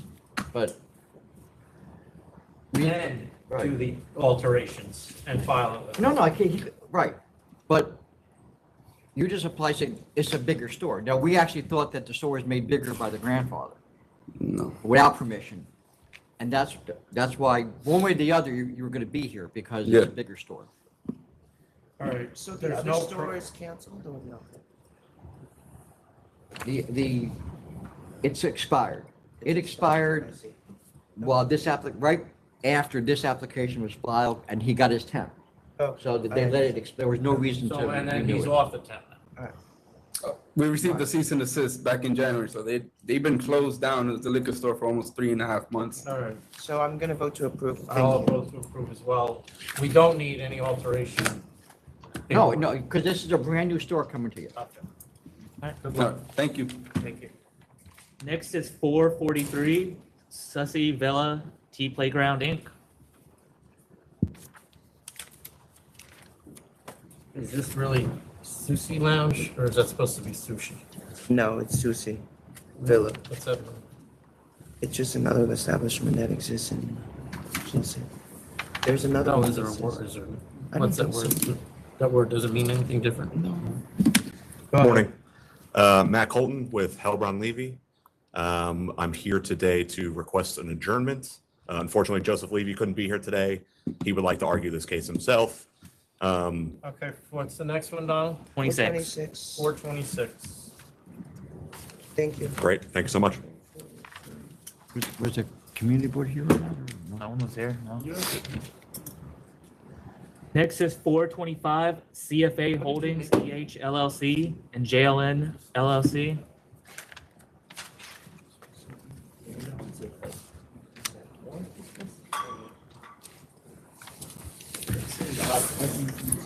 Good morning, board members. Carlos Carval on behalf of the respondent CFA Holdings. 425. Okay, go ahead, I'm sorry. Carlos Carval on behalf of the respondent CFA Holdings. This is a offer for a conditional no contest plea.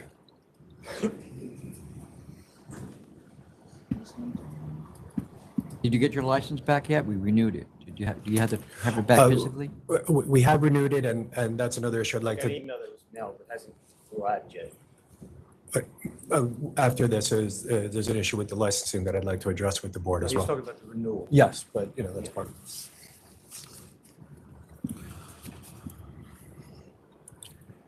it. Are all these previous charges COVID related? No. No.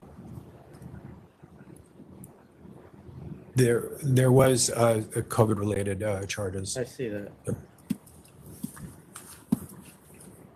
All right, Donald. Mr. Fan.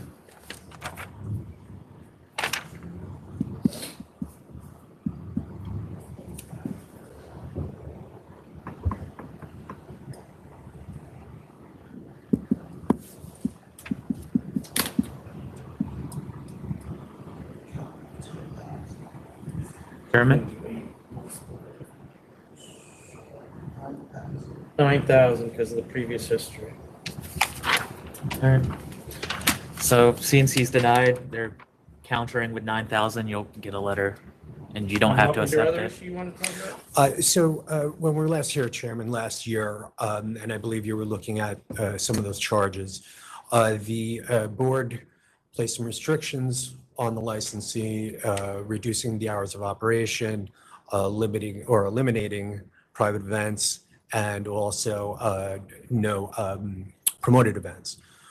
Since that time, Can we do that here? No. They're supposed to make an application, But is there anything stopping us from doing it? other than moving them ahead of people who've been waiting to get their applications heard. Because he's got someone. As long as Commissioner Fan agrees, I'll agree to go back to where. What the request is. All right, go ahead. Tell us what your request is. Okay, the request is that the restrictions be lifted, Commissioner. Mr. Cilione has been operating strictly as a restaurant. We had this one unfortunate incident of one incident unrelated to the restrictions. It was an anomaly.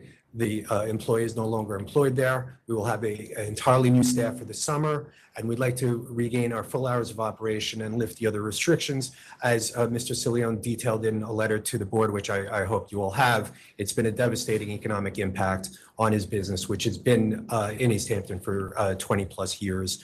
He's 25 years as an operator. What letter? Mr. Cilione submitted Yeah, no, we have a letter. Okay. It's dated March 7th. He's been an outstanding member of the community. The community has relied on the venue for private events for many, many years. Everything from wedding receptions, bar mitzvahs, bat mitzvahs, social events, society. The point was to take them away for a year because of this. No, I get it. No, And then the behavior, you Can I got ask you through a the rest of the question? summer. Can I make a Yes, go suggestion? Can I ask a question? ahead. Yes, go ahead. When did we do that? That was April of last year. April of last year. Yes. That was that long ago? It'd be on April So we 27th. operated a whole season with No. those limited hours already? Yes. Yes, and the economic impact was devastating. Yeah, okay. Can I make a suggestion that your counteroffer would include any change you're going to make? Yeah. So that Case rather is than not giving this to them Right. and then having the other thing hang out in the No, air. right. So you want the counteroffer to be, Well, it's up to Commissioner Fan. I'm gonna go to 4 AM, but I'm gonna stick with no private events and no specialty nights, since those are places where I think we had points of contention before, so is that a fair thing? Well, if I could let Mr. Cilione speak as to the specialty events, I believe is the question. Yes, I mean, I've had inquiries about people wanting to have bat mitzvahs, sweet 16s, any kind of party with those conditions, we can't host. Those parties aren't open to the public, so that's why it's been so devastating when those restrictions were imposed, in addition to the $50,000 fine. I mean, it's been crushing.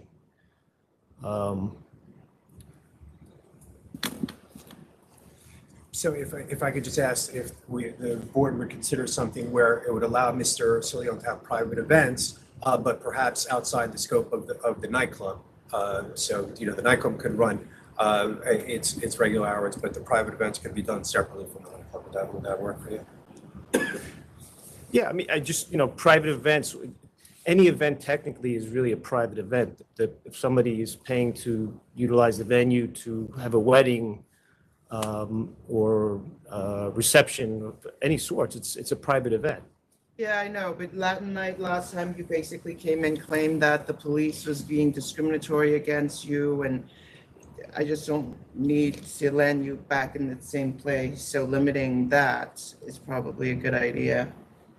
May I make a suggestion? So I'm gonna go to 2 private events a week, no specialty nights, 4 AM. Okay. You can come back and get more of those later.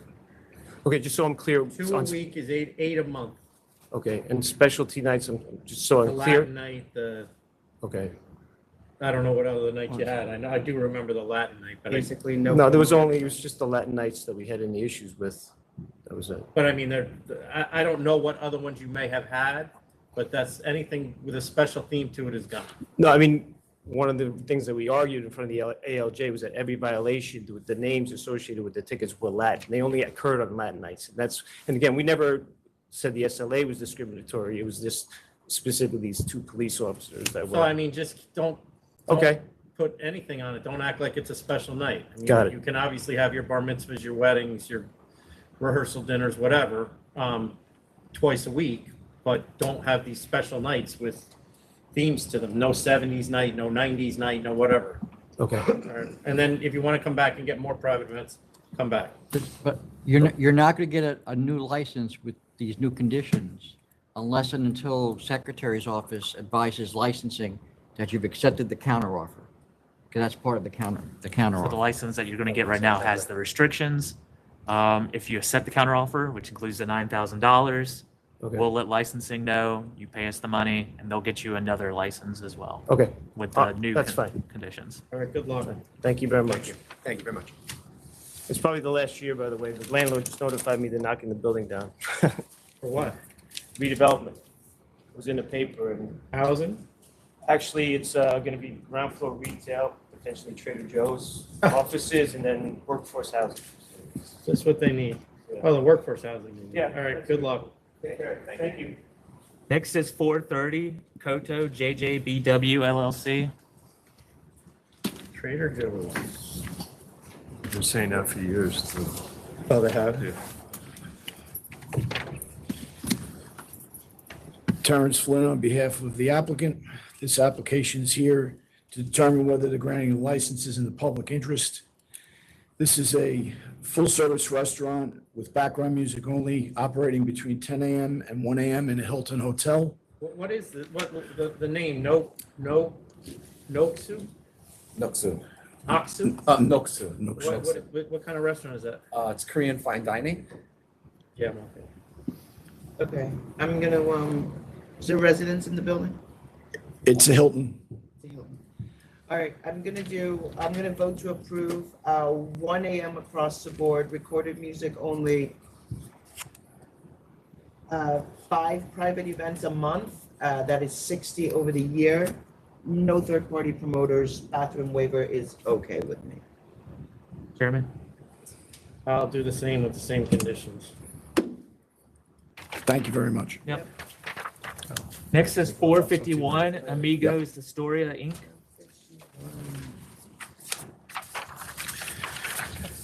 Terrence Flynn on behalf of the licensee.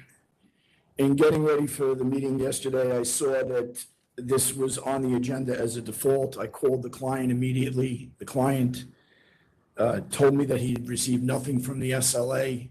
I brought the client. Back to counsel's office. Okay. Thank you very much. Thank you. I'd like to wish everybody a happy Easter and a happy Passover. Have a nice holiday, everyone. Take care. Nice to see you as well. All right, Jonathan, there's nothing else, right? Okay. 422 is an offer of 1,500. 1,500 is that? 1,500. 423 is an offer of 6,500. I'm gonna go to 10,000. 10,000 counter.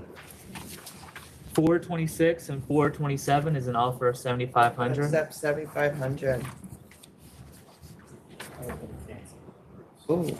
Just because this marijuana thing is out of control. Good. All right, 7,500. So accepted. All right, 428 is an offer of 2,000.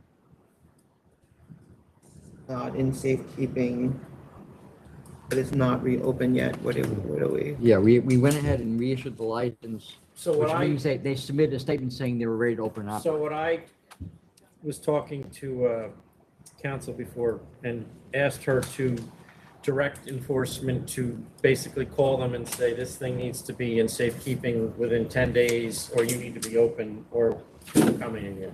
Okay, sounds good. 2,000. 2,000. 429 is an offer of 20,000. Council and bond.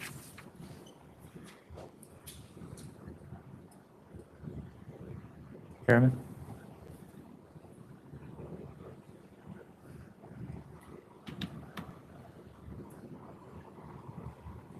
What happens if I don't go to cancel and bond? Turns to counsel's office Yeah, and they there's go no- to hearing? Or I guess I wasn't another, gonna accept it, I was gonna take more money, but.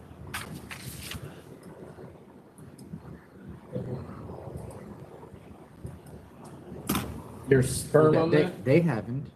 No, but I mean the place has. And the place has had issues in the past too. Of this? No, I've never seen Not, this. not this. Yeah. I'll go to 30, but if it got caught I again, was it's gonna just go, waste I of was money. gonna go to 50. Go to 50, okay, I'll go to 50. Do you have 5 charges? No, but they still have to accept the 50. They have to affirmatively accept the 50. so 50,000? If there's somewhere in there in a footnote, you can say that Commissioner Fan is ready to cancel them, that would probably. I'll take 50. I'm not condoning what went on there, but I And just, throw me under the bus, sure. no. It's 430, actually throwing me under the bus, I'm the one keeping it open. 431 and 432 is an offer of cancel and bond. Cancel and bond. Cancel and bond. 433 is an offer of 6,500. At 15,000. 15,000. 434 is an offer of 2,000. I'm at cancel and bond.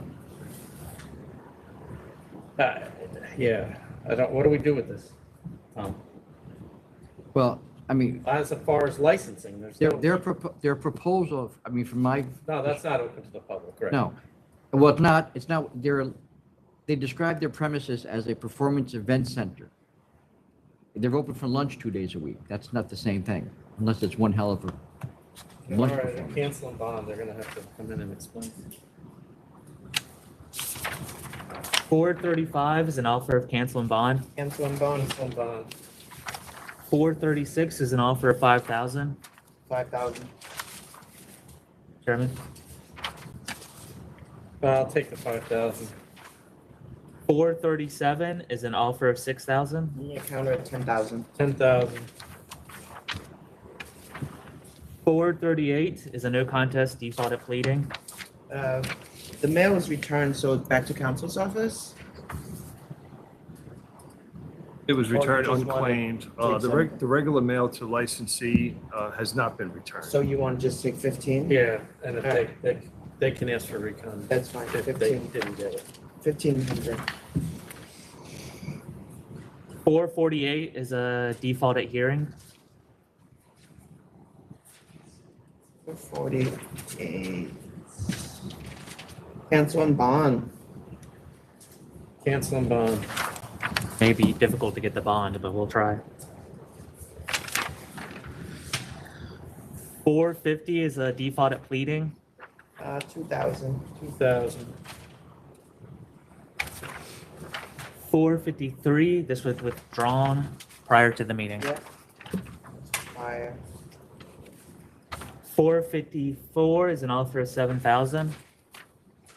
I'll take 7,000. 7,000. 456 is an offer of 3,500. Need a corporate change here. Right, as of, Silent let or me, no? no, as of today, it's not in the system. 317, it should be in the system now, or it's gonna be in by tomorrow, where we are as far as Okay, so booking. No, 327. 317 is when they said they filed the application. Then when I looked, I added the note that it wasn't Right. in Oh, our. I see. And I checked this morning, it's Alright. not in yet. so I'll accept 3,500. Can we just keep checking? Yeah, except. 457 is an offer of 1,500. I'm gonna counter Oh, sorry, go ahead. 3,000. 3,000. 463 and 464 is an offer of 10,000. So we summaried this place and then worked out the summary with a $25,000 fine. But all these violations occurred on dates prior to the summary. I'm assuming we got a referral late. Yeah, so what do you want to do? Just drop it to 5,000. Well, we may have been pending for a while. That's what I don't know. Do we? how do we I'm find that? checking now. Can't get on. I was gonna cancel it. Well, the memo should say when the pleading was. Yeah, this was pending, like, that don't can't be know, it. like Hold when- on, sorry. I'm looking at the wrong one.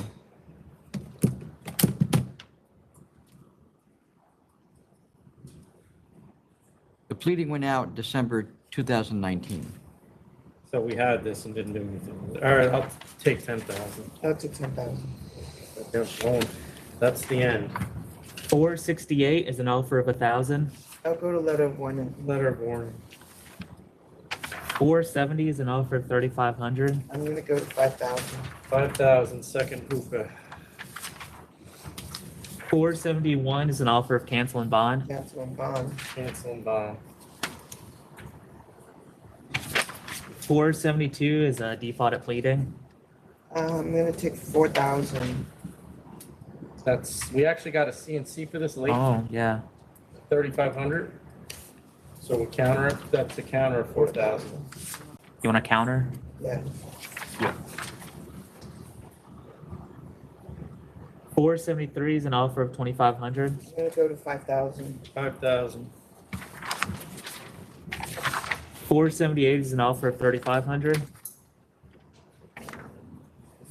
Security guard shot. 478. A patron and all that. Yes. I'm at 20,000. Chairman? 20,000. 479 is an offer of 4,000. I'm gonna go to 5,000. 5,000. 480 is an offer of 6,000. 6,000. 6,000. 481 is an offer of 6,000. 6,000. 6,000. Chairman, I have nothing else. Do you have anything? I do not. Thank you all. Meeting's adjourned. See you in